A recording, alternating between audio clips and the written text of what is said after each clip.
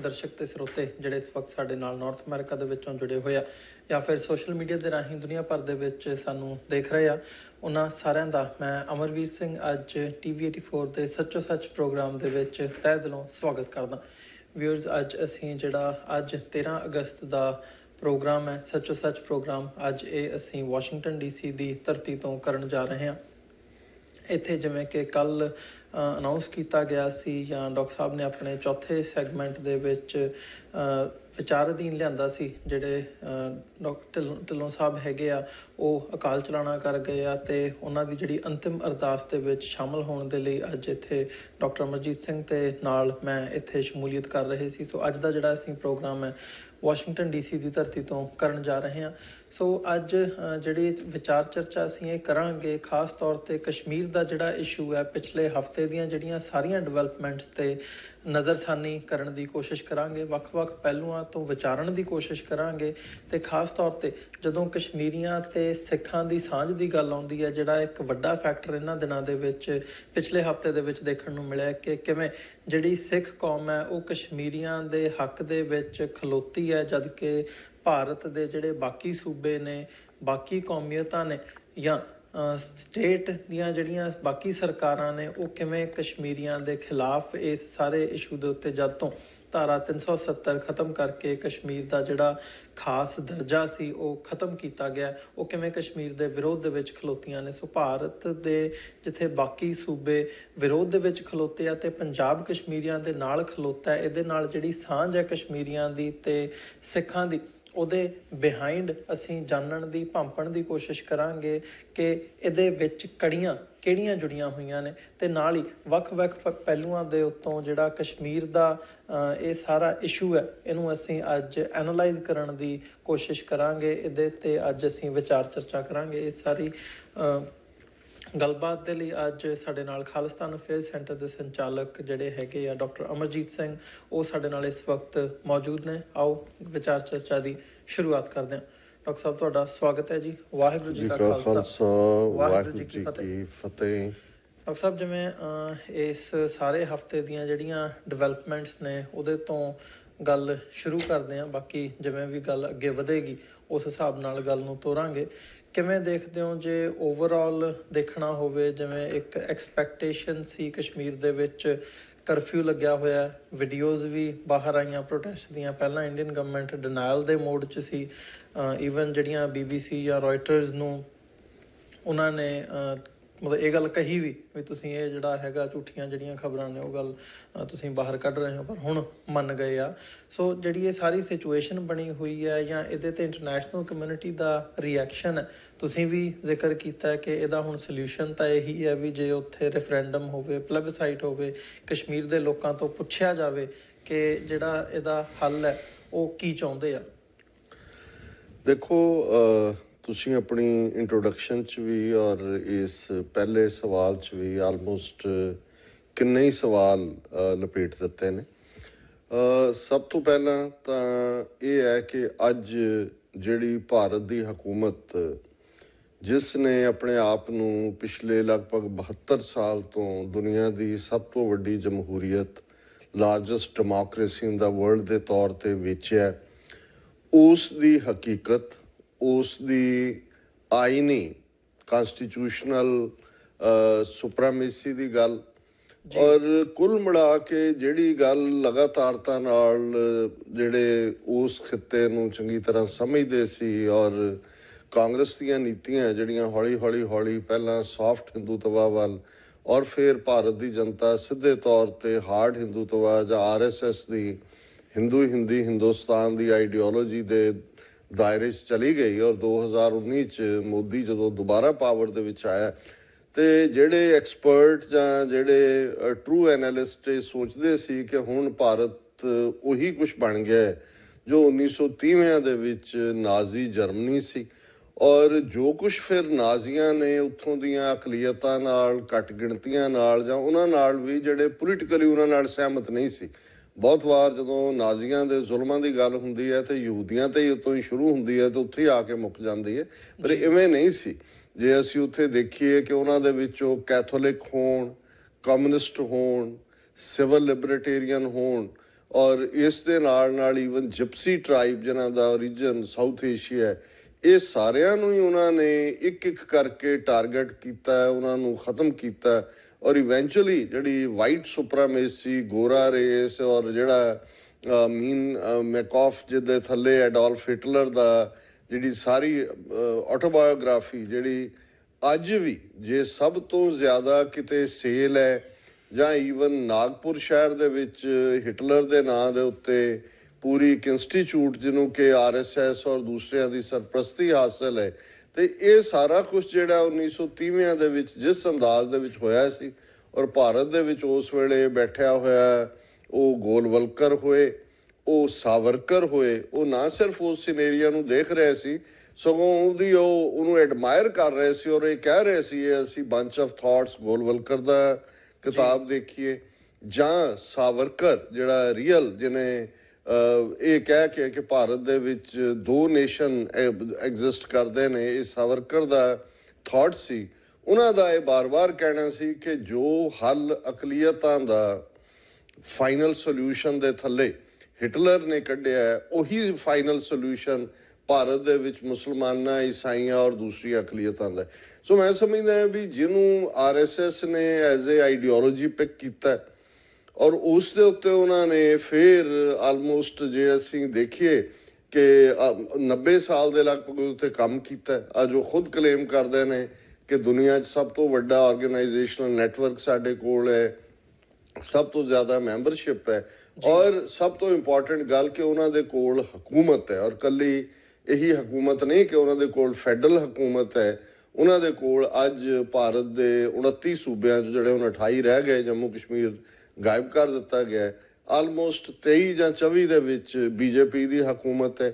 ਲੋਕ ਸਭਾ ਦੇ ਵਿੱਚ ਉਹਨਾਂ ਦੇ ਕੋਲ ਆਲਮੋਸਟ ਕਲੋਜ਼ ਟੂ 2/3 ਮੈਜੋਰਿਟੀ ਹੈ ਆਪਣੇ ਅਲਾਈਜ਼ ਦੇ ਨਾਲ, ਔਰ ਰਾਜ ਸਭਾ ਜਿਹਦੇ 'ਚ ਕਿ ਉਹ ਅਜੇ ਮੈਜੋਰਿਟੀ 'ਚ ਨਹੀਂ ਨੇ, ਪਰ ਜਿਵੇਂ ਉਹਨਾਂ ਨੇ ਮੈਨੀਪੂਲੇਟ ਕੀਤਾ ਹੈ, ਇਹ ਸੀਰੀਅਲ ਕਿਲਰਸ ਨੇ ਮੋਦੀ ਔਰ ਅਮਿਤ ਸ਼ਾਹ। ਮੈਂ ਸਮਝਦਾ ਵੀ ਜਦੋਂ ਇਹਨਾਂ ਮੁਲਕਾਂ ਦੇ ਵਿੱਚ ਸੀਰੀਅਲ ਕਿਲਰ ਕਿਹਾ ਜਾਂਦਾ ਹੈ, ਪਤਾ ਹੁੰਦਾ ਹੈ ਕਿ ਵੀ ਕਿਵੇਂ ਇੱਕ ਥਾਂ ਤੇ ਉਹਨਾਂ ਨੇ ਪਹਿਲਾਂ ਸਟ੍ਰਾਈਕ ਕੀਤਾ ਹੈ ਸੀਰੀਅਲ ਕਿਲਰ ਨੇ, ਔਰ ਦੂਜੀ ਥਾਂ ਕਰੇਗਾ। ਇਹ ਦੋਨੋਂ ਹੀ ਮੋਦੀ ਅਮਿਤ ਸ਼ਾਹ ਸੀਰੀਅਲ ਕਿਲਰਸ ਦੀ ਜੋੜੀ, ਜਿਨ੍ਹਾਂ ਨੇ 2002 ਦੇ ਵਿੱਚ ਪਹਿਲਾਂ ਗੁਜਰਾਤ ਦੇ ਵਿੱਚ ਹਜ਼ਾਰਾਂ ਮੁਸਲਮਾਨਾਂ ਦੀ ਨਸਲਕੁਸ਼ੀ ਕੀਤੀ। ਔਰ ਜੇ ਅਸੀਂ ਈਵਨ ਕਿਉਂਕਿ ਤੁਸੀਂ ਓਪਨਿੰਗ ਦੇ ਵਿੱਚ ਹੀ ਕਿਹਾ ਕਿ ਅਸੀਂ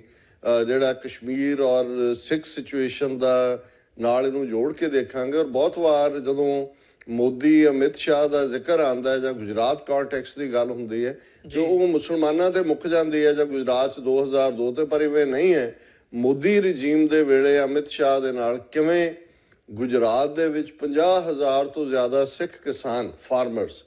ਜਿਨ੍ਹਾਂ ਨੂੰ ਲਾਲ ਬਹਾਦਰ ਸ਼ਾਸਤਰੀ ਦੇ ਜ਼ਮਾਨੇ 'ਚ 1960ਵਿਆਂ 'ਚ ਕੱਛ ਏਰੀਆ ਦੇ ਵਿੱਚ ਯੂਪੀ ਜਿਹੜਾ ਗੁਜਰਾਤ ਦਾ ਬਿਲਕੁਲ ਡੈਜ਼ਰਟ ਹੈ, ਉੱਥੇ ਲਿਜਾ ਕੇ ਵਸਾਇਆ ਗਿਆ ਸੀ, ਔਰ ਜਿਨ੍ਹਾਂ ਨੇ ਉਸ ਡੈਜ਼ਰਟ ਨੂੰ ਕਪਾਹ, ਜਿਹਨੂੰ ਨਰਮਾ ਕਿਹਾ ਜਾਂਦਾ ਹੈ ਪੰਜਾਬ 'ਚ, ਕਾਟਨ,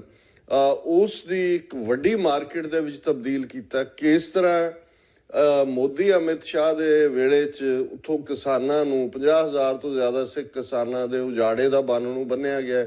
ਉਹਨਾਂ ਨੇ ਆਪਣਾ ਕੇਸ ਗੁਜਰਾਤ ਹਾਈ ਕੋਰਟ 'ਚ ਜਿੱਤਿਆ, ਪਰ ਇਹ ਸੁਪਰੀਮ ਕੋਰਟ 'ਚ ਲੈ ਗਿਆ ਮੋਦੀ। ਔਰ ਕਿਵੇਂ ਉਹਨਾਂ ਨੇ ਆਪਣਾ ਲੈਂਡ ਮਾਫੀਆ ਔਰ ਗੁੰਡਾ ਮਾਫੀਆ, ਜਿਹੜਾ ਮਾਫੀਆ ਹੁਣ ਕਸ਼ਮੀਰ ਦੇ ਵਿੱਚ ਵੀ ਐਨ ਐਕਟਿਵ ਖੜਾ, ਔਰ ਨਾਲ ਦੀ ਨਾਲ ਹੀ ਇਹ ਅਨਾਉਂਸਮੈਂਟ ਆ ਗਈ ਕਿ ਜੀ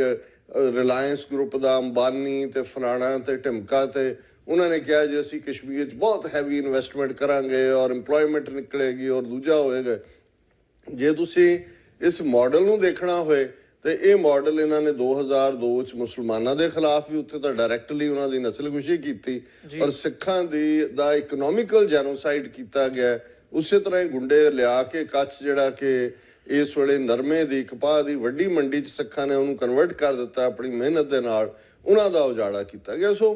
ਕੁੱਲ ਮਿਲਾ ਕੇ ਅਸੀਂ ਇਹ ਸਮਝਦੇ ਹਾਂ ਕਿ ਹੁਣ ਜਦੋਂ ਕਿ 2014 ਤੱਕ ਇਹਨਾਂ ਕੋਲ ਉਸ ਕਿਸਮ ਦੀ ਮੈਜੋਰਿਟੀ ਨਹੀਂ ਸੀ, ਇਹ ਆਪਣੀਆਂ ਅਲਾਈਅੰਸ ਪਾਰਟੀਆਂ ਦੇ ਉੱਤੇ ਵੀ ਡਿਪੈਂਡ ਕਰਦੇ ਸੀ, ਔਰ ਹੁਣ 2019 'ਚ ਮੈਨੂੰ ਇਹ ਲੱਗਦਾ ਹੈ ਕਿ ਜਿਵੇਂ ਜਦੋਂ 2014 'ਚ ਮੋਦੀ ਪਹਿਲੀ ਵਾਰ ਜਿੱਤ ਕੇ ਆਇਆ ਤੇ ਮੋਹਨ ਭਾਗਵਤ RSS ਦੇ ਮੁਖੀ ਨੇ ਦਿੱਲੀ ਦੀ ਪ੍ਰੈਸ ਕਾਨਫਰੰਸ 'ਚ ਕਿਹਾ ਸੀ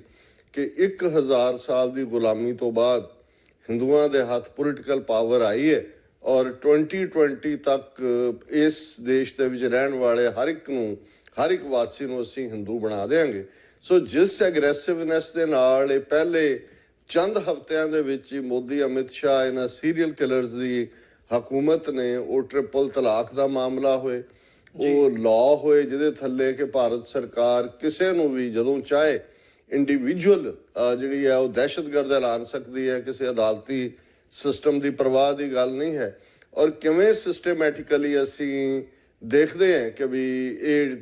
ਈਵਨ ਹੁਣ ਸੁਪਰੀਮ ਕੋਰਟ 'ਚੋਂ ਆਉਣ ਵਾਲੇ ਫੈਸਲੇ ਜਿਹੜੇ ਨੇ, ਪਿਛਲੇ 2 ਹਫ਼ਤੇ ਦੇ ਵਿੱਚ ਅਸੀਂ ਦੇਖੀਏ ਜਿਹੜੀ ਹੈ ਲਿਟੀਗੇਸ਼ਨ, ਸਿਵਲ ਲਿਟੀਗੇਸ਼ਨ ਜਿਹਨੂੰ ਜਨਹਿਤ ਪੈਟੀਸ਼ਨ ਕਹਿੰਦੇ ਨੇ, ਉਹ 2 ਹੋਈਆਂ ਕਿ ਜੀ ਜੋ ਕਸ਼ਮੀਰ 'ਚ ਚੱਲ ਰਿਹਾ ਉਹਨੂੰ ਇਨਫੋਰਮੇਸ਼ਨ ਬਲੈਕ ਹੋਲ ਬਣਾ ਦਿੱਤਾ, ਤੁਸੀਂ ਉਹਨੂੰ ਸਟਾਪ ਕਰੋ। ਔਰ ਸੁਪਰੀਮ ਕੋਰਟ ਹਰੀ 'ਚ ਨਹੀਂ, ਉਹਨਾਂ ਨੇ ਕਿਹਾ ਜੀ ਨਹੀਂ ਅਸੀਂ ਇਹਦੇ 'ਚ ਕੁਛ ਨਹੀਂ ਕਰ ਸਕਦੇ, ਔਰ ਇੰਟਰਵੀਨ ਕਰਨ ਤੋਂ ਵੀ ਇਨਕਾਰ ਕਰ ਦਿੱਤਾ। ਔਰ ਇਸੇ ਤਰੀਕੇ ਨਾਲ ਅਸੀਂ ਈਵਨ ਜਿਹੜਾ ਦਿੱਲੀ ਦੇ ਵਿੱਚ ਭਗਤ ਰਵਿਦਾਸ ਜੀ ਦੀ ਯਾਦ ਦੇ ਵਿੱਚ ਬਣਿਆ ਗੁਰਦੁਆਰਾ ਕਮ ਮੰਦਿਰ, ਕਿਉਂਕਿ ਗੁਰੂ ਗ੍ਰੰਥ ਸਾਹਿਬ ਦਾ ਉੱਥੇ ਪ੍ਰਕਾਸ਼ ਵੀ ਸੀ ਔਰ ਭਗਤ ਰਵਿਦਾਸ ਜੀ ਦੀ ਮੂਰਤੀ ਵੀ ਸੀ, ਸਟੈਚੂ ਵੀ ਸੀ, ਉਹਨੂੰ ਜਿਵੇਂ ਸੁਪਰੀਮ ਕੋਰਟ ਦੇ ਆਰਡਰਸ ਦੇ ਥੱਲੇ ਢਾ ਦਿੱਤਾ ਗਿਆ। ਔਰ ਜੇ ਲੋਕ ਪੰਜਾਬ ਦੇ ਵਿੱਚ ਪ੍ਰੋਟੈਸਟ ਦੇ ਵਿੱਚ ਨਿਕਲੇ ਨੇ, ਈਵਨ ਕਰਨਾਲ ਔਰ ਸਾਰੇ ਪਾਸੇ, ਤਾਂ ਸੁਪਰੀਮ ਕੋਰਟ ਅੱਜ ਇਹ ਕਹਿ ਰਿਹਾ ਕਿ ਜੀ ਇਹ ਸੁਪਰੀਮ ਕੋਰਟ ਦੇ ਫੈਸਲੇ ਦੀ ਉਲੰਘਣਾ ਹੈ ਔਰ ਇਸ ਦਾ ਅਸੀਂ ਨੋਟਿਸ ਲਵਾਂਗੇ ਕਿ ਇਹ ਜਿਹੜੀ ਹੈ ਕੰਟੈਂਪਟ ਆਫ ਕੋਰਟ ਹੈ। ਸੋ ਇੱਕ ਪਾਸੇ ਇਸ ਕਿਸਮ ਦਾ ਜਿੱਥੇ ਲੋਕਾਂ ਦਾ, ਜਿਹੜੇ ਸਿਆਸੀ ਵਿਰੋਧੀ ਨੇ, ਉਹਨਾਂ ਦਾ ਹੱਕ ਵੀ ਖੋਇਆ ਜਾ ਰਿਹਾ ਕਿ ਵੀ ਉਹ ਪ੍ਰੋਟੈਸਟ ਵੀ ਨਹੀਂ ਕਰ ਸਕਦੇ। ਦੂਸਰੇ ਪਾਸੇ ਕਸ਼ਮੀਰ ਜਿਹੜਾ ਕਿ ਇੱਕ ਇਨਫੋਰਮੇਸ਼ਨ ਬਲੈਕ ਹੋਲ ਬਣਾ ਦਿੱਤਾ ਹੈ। ਇੱਕ ਜਿਸ ਤਰੀਕੇ ਨਾਲ ਸਾਰਾ ਕਸ਼ਮੀਰ ਅੱਜ ਦੁਨੀਆ ਤੋਂ ਕੱਟਿਆ ਹੋਇਆ ਹੈ। ਔਰ ਸਾਨੂੰ, ਕਿਉਂਕਿ ਜਦੋਂ ਅਸੀਂ ਆਪਣੀ ਸਿਚੁਏਸ਼ਨ ਦੇਖਦੇ ਹਾਂ, ਮੇਰੀਆਂ ਮਨ ਦੀਆਂ ਅੱਖਾਂ ਸਾਹਮਣੇ ਜੂਨ 84 ਦਾ ਪਹਿਲਾ ਹਫ਼ਤਾ ਹੈ ਕਿ ਕਿਵੇਂ ਪੰਜਾਬ ਜਿਹੜਾ ਹੈ ਬਾਕੀ ਸਾਰੇ ਭਾਰਤ ਨਾਲੋਂ ਕੱਟ ਦਿੱਤਾ ਗਿਆ ਸੀ, ਪੈਦਲ ਚੱਲਣ ਤੇ ਵੀ ਪਾਬੰਦੀ ਸੀ, ਔਰ ਕਿਵੇਂ ਫਿਰ ਉੱਥੇ ਫੌਜ ਨੇ ਜਿਹੜੀ ਕਿ 2 ਲੱਖ ਫੌਜ ਉਸ ਵੇਲੇ ਪੰਜਾਬ ਦੇ ਵਿੱਚ ਲਿਆਂਦੀ ਗਈ ਸੀ, ਬਾਰਡਰ ਦੇ ਨਾਲ ਵੀ, ਔਰ ਪੰਜਾਬ ਦੇ 12,000 ਤੋਂ ਜ਼ਿਆਦਾ ਪਿੰਡ ਉਸ ਫੌਜ ਦੇ ਹਵਾਲੇ ਕਰ ਦਿੱਤੇ ਗਏ ਸਨ। ਔਰ ਫਿਰ ਜੂਨ ਦੇ ਉਸ ਹਫ਼ਤੇ 'ਚ ਔਰ ਅਗਲੇ 6 ਮਹੀਨਿਆਂ 'ਚ ਪੰਜਾਬ ਦੇ ਵਿੱਚ ਫੌਜ ਨੇ ਕੀ ਕੀਤਾ, ਉਹ ਜਿਉਂ-ਜਿਉਂ ਵਿਚਾਰ ਚਰਚਾ ਅੱਗੇ ਚੱਲੇਗੀ ਅਸੀਂ ਇਸ ਦੇ ਉੱਤੇ ਗੱਲਬਾਤ ਕਰਾਂਗੇ। ਸੋ ਜ਼ਾਹਰ ਹੈ ਵੀ ਸਿੱਖ ਕੌਮ ਕਸ਼ਮੀਰੀਆਂ ਦੇ ਦਰਦ ਨੂੰ ਸਿਰਫ ਮਹਿਸੂਸ ਹੀ ਨਹੀਂ ਕਰਦੀ, ਉਸ ਪੇਨ ਨੂੰ, ਉਸ ਤਕਲੀਫ ਨੂੰ। ਔਰ ਮੈਂ ਆਪਣਾ ਇਹ ਕਹਿ ਸਕਦਾ ਕਿ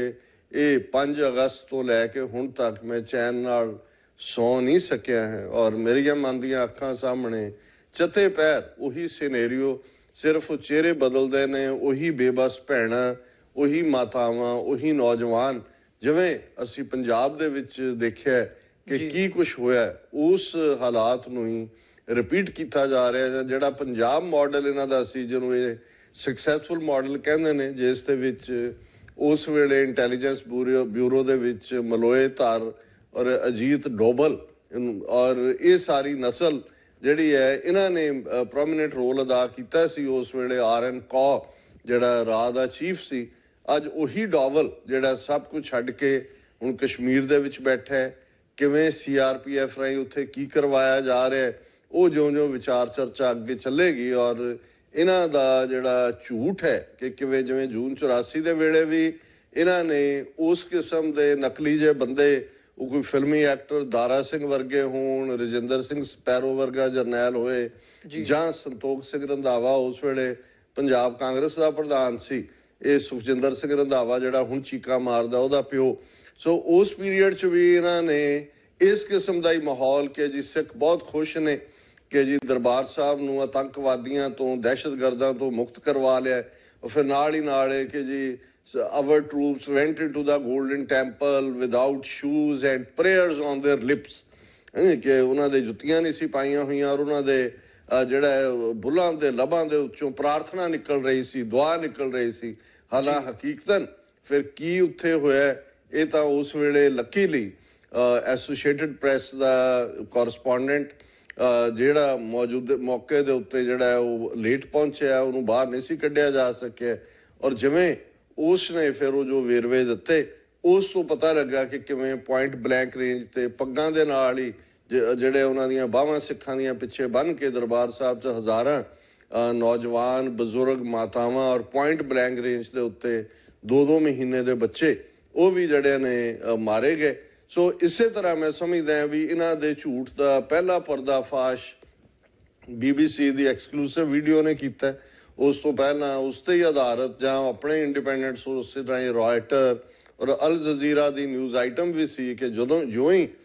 ਕੁਝ ਘੰਟਿਆਂ ਦੇ ਲਈ ਕਰਫਿਊ ਦੇ ਵਿੱਚ ਖੁੱਲ੍ਹ ਦਿੱਤੀ ਗਈ ਈਦ ਦੇ ਹਵਾਲੇ ਨਾਲ 10,000 ਤੋਂ ਜ਼ਿਆਦਾ ਕਸ਼ਮੀਰੀ ਔਰ ਉਹ ਵੀਡੀਓ ਸਾਰੇ ਪਾਸੇ ਵਾਇਰਲ ਹੋਈ ਕਿ ਉਹ ਬਾਹਰ ਨਿਕਲੇ ਔਰ ਉਹਨਾਂ ਦੇ ਉੱਤੇ ਟੀਅਰ ਗੈਸ ਜਿਹੜੇ ਅਥਰੂ ਗੈਸ ਦੇ ਗੋਲੇ ਵੀ ਛੱਡੇ ਗਏ, ਪੈਲਟ ਗਨਸ ਦਾ ਇਸਤੇਮਾਲ ਵੀ ਕੀਤਾ ਗਿਆ ਔਰ ਲੋਕਾਂ ਨੇ ਆਪਣੀਆਂ ਅੱਖਾਂ ਨਾਲ ਦੇਖਿਆ ਕਿ ਕਿਵੇਂ ਨੌਜਵਾਨ ਡਿੱਗ ਰਹੇ ਨੇ ਔਰ ਕਿਵੇਂ ਜਿਹੜੀ ਹੈ ਉਹਨਾਂ ਦੀ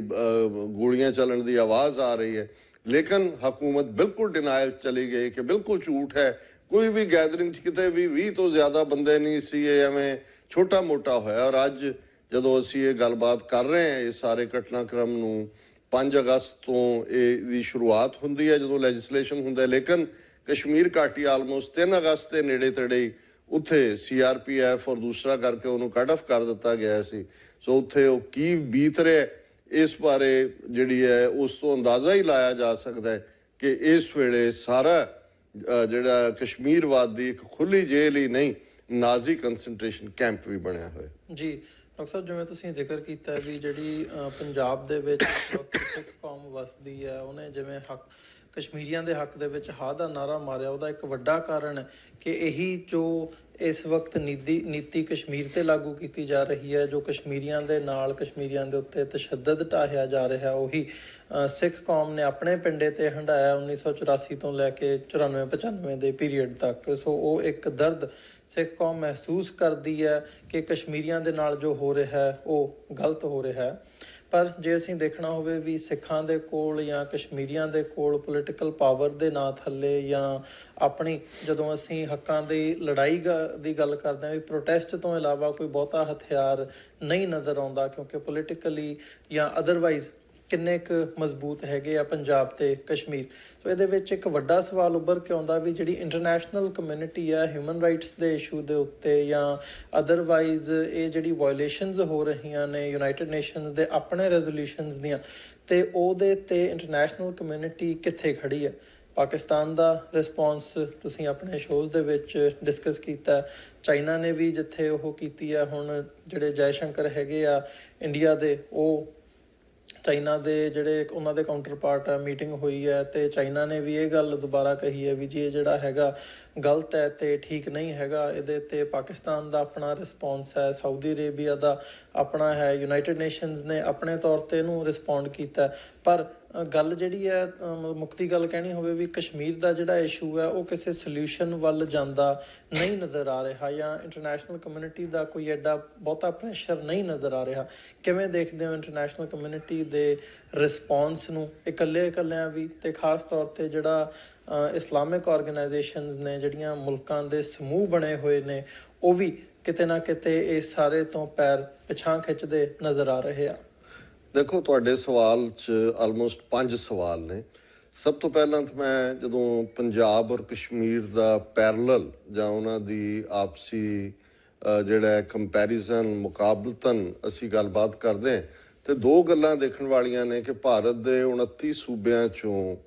ਇਹ 2 ਸੂਬੇ ਨੇ, ਪੰਜਾਬ ਜਿੱਥੇ ਭਾਰਤ ਦੇ ਵਿੱਚ ਸਿੱਖ 2% ਤੋਂ ਵੀ ਘੱਟ ਨੇ, ਲੇਕਿਨ ਪੰਜਾਬ ਦੇ ਵਿੱਚ ਉਹ ਲਗਭਗ 67-68% ਨੇ ਪੰਜਾਬ ਦੀ ਪਾਪੂਲੇਸ਼ਨ ਦਾ, ਜਿਹੜੀ ਲਗਭਗ 25 ਮਿਲੀਅਨ ਦੇ ਨੇੜੇ ਟੋਟਲ ਪੰਜਾਬ ਦੀ ਪਾਪੂਲੇਸ਼ਨ ਹੈ। ਕਸ਼ਮੀਰ ਜਿੱਥੇ ਬੇਸ਼ੱਕ ਮੁਸਲਮਾਨ ਭਾਰਤ 'ਚ 200 ਮਿਲੀਅਨ ਤੋਂ ਜ਼ਿਆਦਾ ਨੇ ਔਰ ਬੰਗਾਲ ਵਰਗੇ ਸਟੇਟ ਦੇ ਵਿੱਚ ਉਹ ਲਗਭਗ 30% ਦੇ ਕਰੀਬ ਉਹਨਾਂ ਦੀ ਪਾਪੂਲੇਸ਼ਨ ਹੈ, ਸਾਰੀ ਪਾਪੂਲੇਸ਼ਨ ਦਾ। ਯੂਪੀ ਦੇ ਵਿੱਚ 15-16% ਹੈ। ਪਰ ਕਸ਼ਮੀਰ ਦੇ ਵਿੱਚ ਜੇ 2011 ਦੀ ਅਸੀਂ ਮਰਦਮਸ਼ੁਮਾਰੀ ਦੇਖੀਏ ਤੇ ਲਗਭਗ 68% ਕਸ਼ਮੀਰ ਦੇ ਵਿੱਚ ਮੁਸਲਮਾਨਾਂ ਦੀ ਆਬਾਦੀ ਹੈ। ਜੰਮੂ ਕਸ਼ਮੀਰ ਦੇ 22 ਜ਼ਿਲ੍ਹਿਆਂ 'ਚੋਂ 16 ਜ਼ਿਲ੍ਹਿਆਂ ਦੇ ਵਿੱਚ ਮੁਸਲਮਾਨ ਮੈਜੋਰਿਟੀ 'ਚ ਨੇ ਔਰ 68-69% ਕਾਫੀ ਸੋਲਿਡ ਮੈਜੋਰਿਟੀ ਹੁੰਦੀ ਹੈ। ਇਕੱਲੀ ਜਦੋਂ ਕਸ਼ਮੀਰ ਵਾਦੀ ਦਾ ਜ਼ਿਕਰ ਕੀਤਾ ਜਾਂਦਾ ਹੈ ਤੇ ਇਹ ਕਹਿਣ ਦੀ ਕੋਸ਼ਿਸ਼ ਕੀਤੀ ਜਾਂਦੀ ਹੈ ਜਿਵੇਂ ਜੰਮੂ ਤੇ ਲਦਾਖ ਦੇ ਵਿੱਚ ਦੂਸਰਿਆਂ ਦਾ ਹੋਏ, ਗੱਲ ਠੀਕ ਨਹੀਂ ਹੈ। ਮੈਂ ਜਿਵੇਂ ਦੱਸਿਆ ਕਿ 22 ਚੋਂ 16 ਜ਼ਿਲ੍ਹੇ ਮੁਸਲਿਮ ਮੈਜੋਰਿਟੀ ਨੇ। ਹੁਣ ਦੇਖਣ ਵਾਲੀ ਗੱਲ ਇਹ ਹੈ ਕਿ ਵੀ ਇੱਕ ਪਾਸੇ ਤਾਂ ਜਮਹੂਰੀਅਤ ਔਰ ਜਦੋਂ ਅਸੀਂ ਕਿਸੇ ਆਈਡੀਅਲ ਸੁਸਾਇਟੀ ਦੀ ਗੱਲ ਕਰਦੇ ਹਾਂ, ਕਿਸੇ ਰੋਲ ਮਾਡਲ ਸੁਸਾਇਟੀ ਦੀ ਗੱਲ ਕਰਦੇ ਹਾਂ। ਔਰ ਮੈਂ ਇੱਕ ਆਪਣੇ ਪ੍ਰੋਗਰਾਮ ਦੇ ਵਿੱਚ ਵੀ ਕਿਹਾ ਸੀ ਕਿ 2-3 ਚੀਜ਼ਾਂ ਕਿਸੇ ਸਿਸਟਮ ਦੀ ਜਿਹੜੀ ਹੈ ਉਹ ਉਸ ਨੂੰ ਜਸਟੀਫਾਈ ਕਰਦੀਆਂ ਨੇ ਜਾਂ ਉਸ ਦੀ ਹਕੀਕਤ ਬਿਆਨਦੀਆਂ ਨੇ। ਪਹਿਲੀ ਗੱਲ ਤੇ ਅਦਲ, ਕਿ ਕੀ ਉਸ ਸਟੇਟ ਦੇ ਵਿੱਚ ਅਦਲ, ਇਨਸਾਫ, ਜਸਟਿਸ, ਨਿਆਂ ਜਿਹਨੂੰ ਅਸੀਂ ਪੰਜਾਬੀ 'ਚ ਕਹਿੰਦੇ ਹਾਂ ਉਹ ਹੈ। ਦੂਸਰਾ ਅਸੀਂ ਦੇਖਦੇ ਹਾਂ ਕਿ ਸਟੇਟ ਆਫ ਮਾਈਨੋਰਿਟੀਜ਼, ਕਿ ਉਸ ਸਟੇਟ ਦੇ ਵਿੱਚ ਅਕਲੀਅਤਾਂ ਦੇ ਨਾਲ ਕੀ ਸਲੂਕ ਕੀਤਾ ਜਾਂਦਾ ਹੈ, ਉਹ ਕਿਵੇਂ ਕੀ ਉਹ ਆਪਣੇ ਆਪ ਨੂੰ ਮਹਿਫੂਜ਼ ਸਮਝਦੀਆਂ ਨੇ। ਔਰ ਤੀਸਰਾ ਹੁੰਦਾ ਕਿ ਉਸ ਸੁਸਾਇਟੀ 'ਚ ਔਰਤਾਂ, ਬੱਚਿਆਂ ਦੇ ਨਾਲ ਕੀ ਸਲੂਕ ਕੀਤਾ ਜਾਂਦਾ, ਖਾਸ ਤੌਰ ਤੇ ਵਿਮਨ।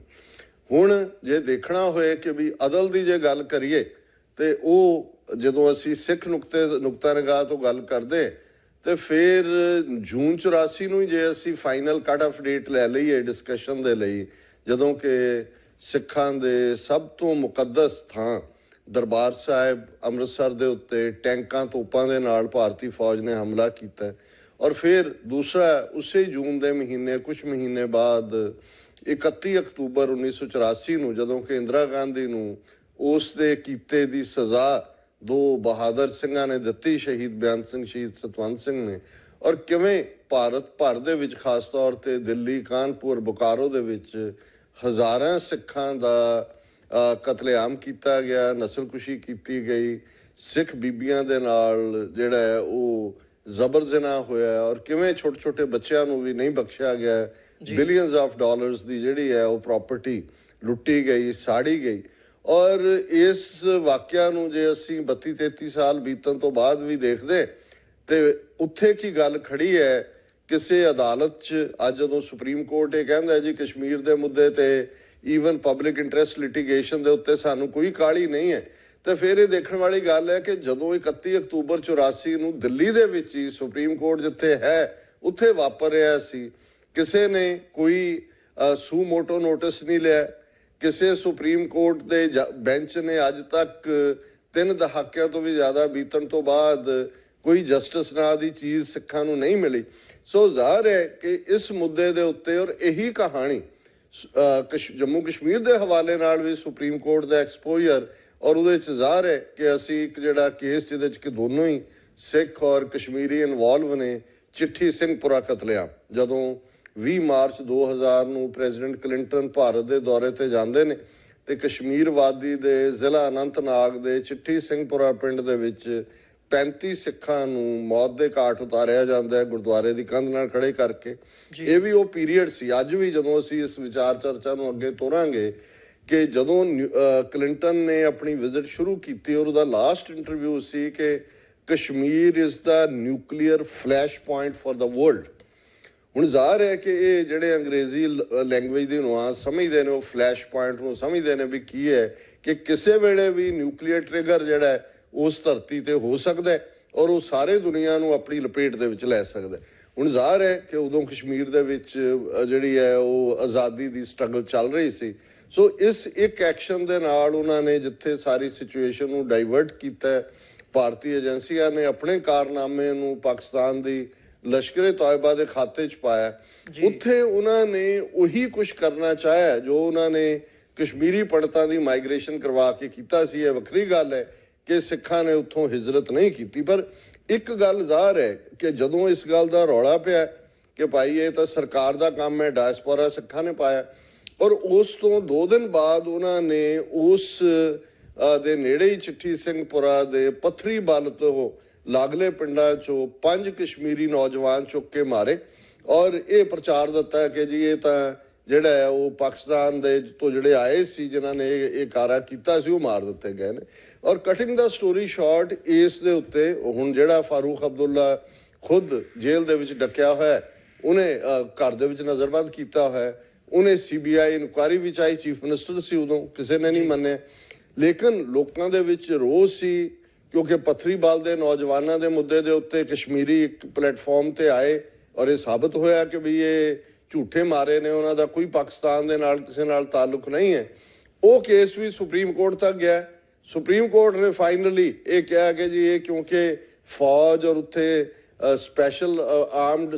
ਆਰਮਡ ਪਾਵਰਸ ਐਕਟ ਲਾਗੂ ਹੈ, ਇਸ ਲਈ ਉਹਨੂੰ ਮਿਲਟਰੀ ਜਿਹੜੀ ਹੈ ਕੋਰਟ ਹੀ ਉਹ ਡਿਸਾਈਡ ਕਰੇਗਾ। ਸੋ ਨਤੀਜੇ ਦੇ ਤੌਰ ਤੇ ਮਿਲਟਰੀ ਕੋਰਟ ਨੇ ਵੀ ਕਿਹਾ ਜੀ ਨਾਟ ਇਨਫ ਐਵੀਡੈਂਸ, ਔਰ ਉਹ ਸਾਰੇ ਜਿਹੜੇ ਨੇ ਜਿਨ੍ਹਾਂ ਦੇ ਵਿੱਚ ਇੱਕ ਬ੍ਰਿਗੇਡੀਅਰ ਔਰ ਇੱਕ ਕੋਈ ਮੇਜਰ ਔਰ ਦੂਜੇ ਸਾਰੇ ਉਹ ਸਾਰੇ ਬਰੀ। ਸੋ ਕੁੱਲ ਮਿਲਾ ਕੇ ਜਦੋਂ ਮੈਂ ਇੱਕ ਕੰਪੈਰੀਜ਼ਨ ਦੀ ਗੱਲ ਕਰਦਾ, ਸੋ ਜ਼ਾਹਰ ਹੈ ਪੰਜਾਬ ਸਿੱਖ ਮੈਜੋਰਿਟੀ ਹੈ ਔਰ ਉੱਥੇ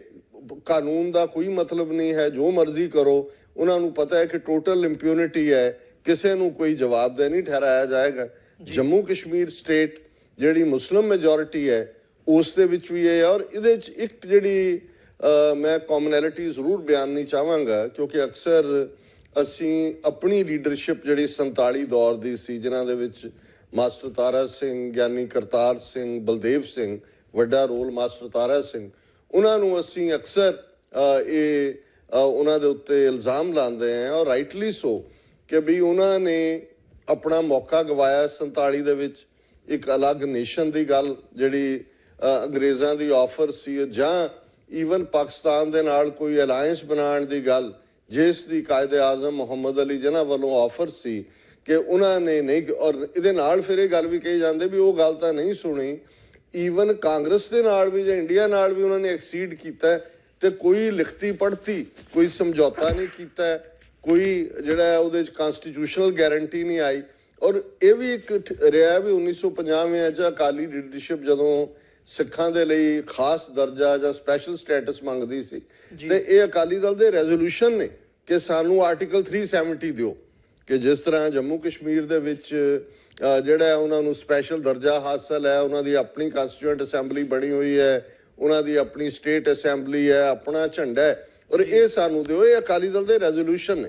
ਹੁਣ ਜ਼ਾਹਰ ਹੈ ਕਿ ਜੇ ਮਾਸਟਰ ਤਾਰਾ ਸਿੰਘ ਵਰਗਾ ਇਨਕੈਪੇਬਲ ਲੀਡਰ ਸਿੱਖਾਂ ਨੂੰ ਮਿਲਿਆ, ਜਿਹਨੇ ਸਿੱਖ ਕੌਮ ਨੂੰ ਹਿੰਦੂਆਂ ਦੀ ਗੁਲਾਮੀ ਦੇ ਵਿੱਚ ਨੂੜ ਦਿੱਤਾ ਹੈ, ਇਸੇ ਤਰ੍ਹਾਂ ਜੰਮੂ ਕਸ਼ਮੀਰ ਦੀ ਵੀ ਇਹ ਬਦਕਿਸਮਤੀ ਰਹੀ ਕਿ ਸ਼ੇਖ ਅਬਦੁੱਲੇ ਦੇ ਰੂਪ 'ਚ ਉਹਨਾਂ ਦੇ ਕੋਲ ਉਹ ਬੰਦਾ ਸੀ ਜਿਹਨੇ ਨਹਿਰੂ ਔਰ ਗਾਂਧੀ ਤੇ ਜ਼ਿਆਦਾ ਟਰਸਟ ਕੀਤਾ।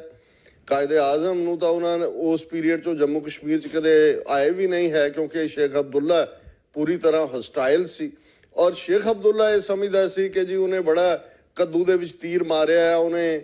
ਜਿਹੜਾ ਨਹਿਰੂ ਦੇ ਨਾਲ ਸਮਝੌਤਾ ਕਰਕੇ ਆਰਟੀਕਲ 370 ਜਿਹੜਾ ਭਾਰਤ ਦੇ ਕਨਸਟੀਟਿਊਸ਼ਨ 'ਚ ਆ ਗਿਆ, ਜਿਹਨੂੰ ਕਿ ਜਿਸ ਕਨਸਟੀਟਿਊਸ਼ਨ ਨੂੰ ਇਹ ਰੱਬ ਦੇ ਨਾਲ ਕੀਤਾ ਵਾਅਦਾ, ਇਕਰਾਰ, ਰੱਬ ਦੀ ਹੋਂਦ,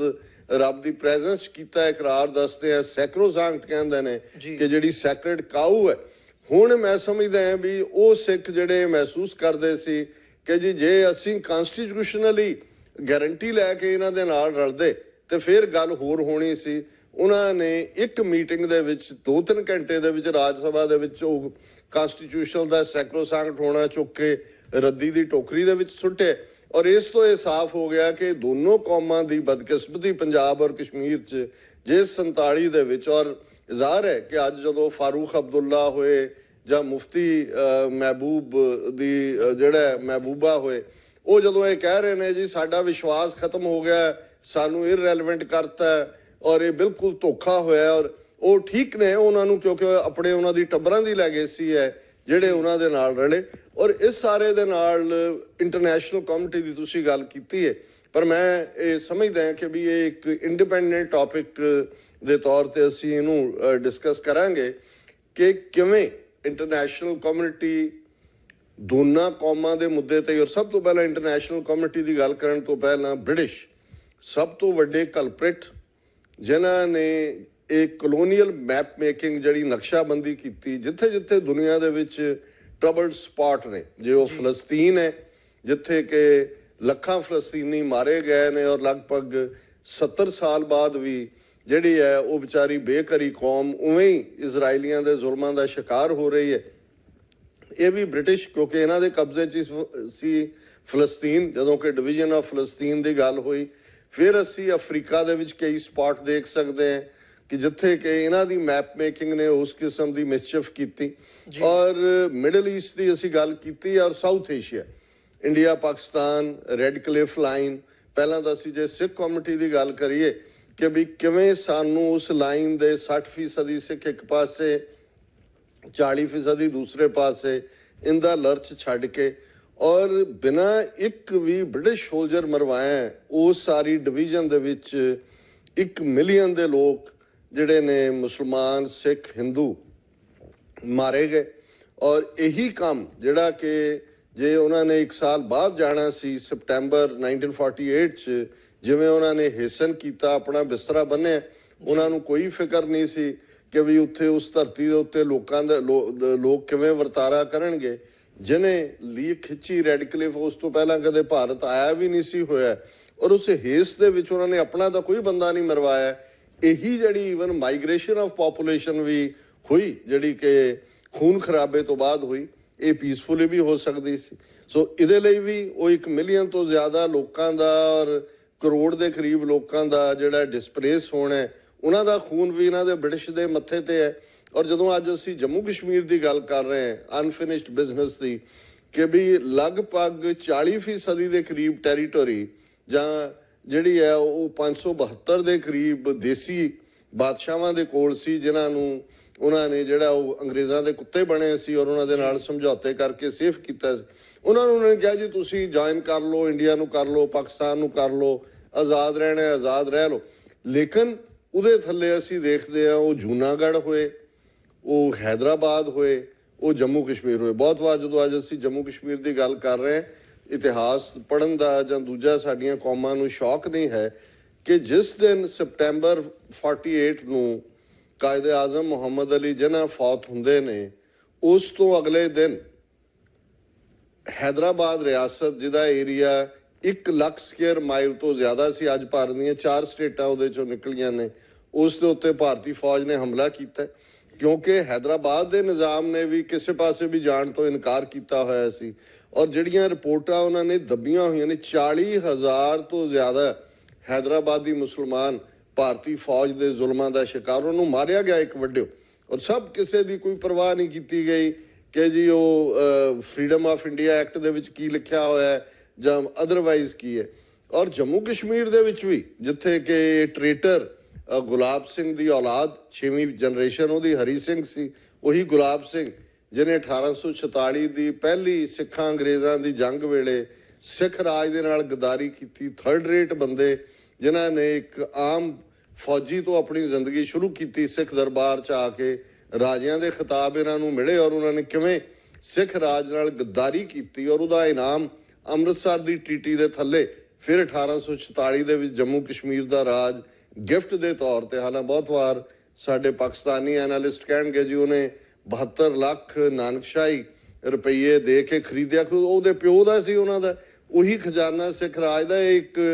ਟ੍ਰੇਟਰਸ ਨੂੰ ਰਿਵਾਰਡ ਕਰਨ ਦੀ ਲਾਈਨ ਸੀ। ਔਰ ਇਹਨਾਂ ਡੋਗਰਿਆਂ ਦੇ ਨਾਲ ਜਿੱਥੇ ਜੋ ਕੁਝ ਹਰੀ ਸਿੰਘ ਜਾਂ ਉਹਦਾ ਫਿਰ ਅੱਗੋਂ ਮੁੰਡੇ ਕਰਨ ਸਿੰਘ ਨੇ 1953 ਦੇ ਵਿੱਚ ਸ਼ੇਖ ਅਬਦੁੱਲੇ ਨੂੰ ਹੀ ਨਹਿਰੂ ਦੇ ਨਾਲ ਮਿਲ ਕੇ ਅਰੈਸਟ ਕਰਵਾਇਆ, ਇੱਕ ਵੱਖਰੀ ਕਹਾਣੀ ਹੈ। ਸੋ ਅਸੀਂ ਕੱਲਾ ਇਹੀ ਨਹੀਂ ਹੈ ਕਿ ਜੋ ਅਸੀਂ ਐਮਪੈਥੀ ਮਹਿਸੂਸ ਕਰਦੇ ਹਾਂ ਕਸ਼ਮੀਰੀਆਂ ਦੇ ਨਾਲ, ਹਿਸਟੋਰੀਕਲੀ ਵੀ ਜਦੋਂ ਜੰਮੂ ਕਸ਼ਮੀਰ ਦੀ ਇਸ ਸਾਰੀ ਤਰਾਸਦੀ ਟ੍ਰੈਜੇਡੀ ਦੀ ਗੱਲ ਹੁੰਦੀ ਹੈ ਤੇ ਫਿਰ ਇਹ ਡੋਗਰਿਆਂ ਦੀ ਗਦਾਰੀ ਦਾ ਵੀ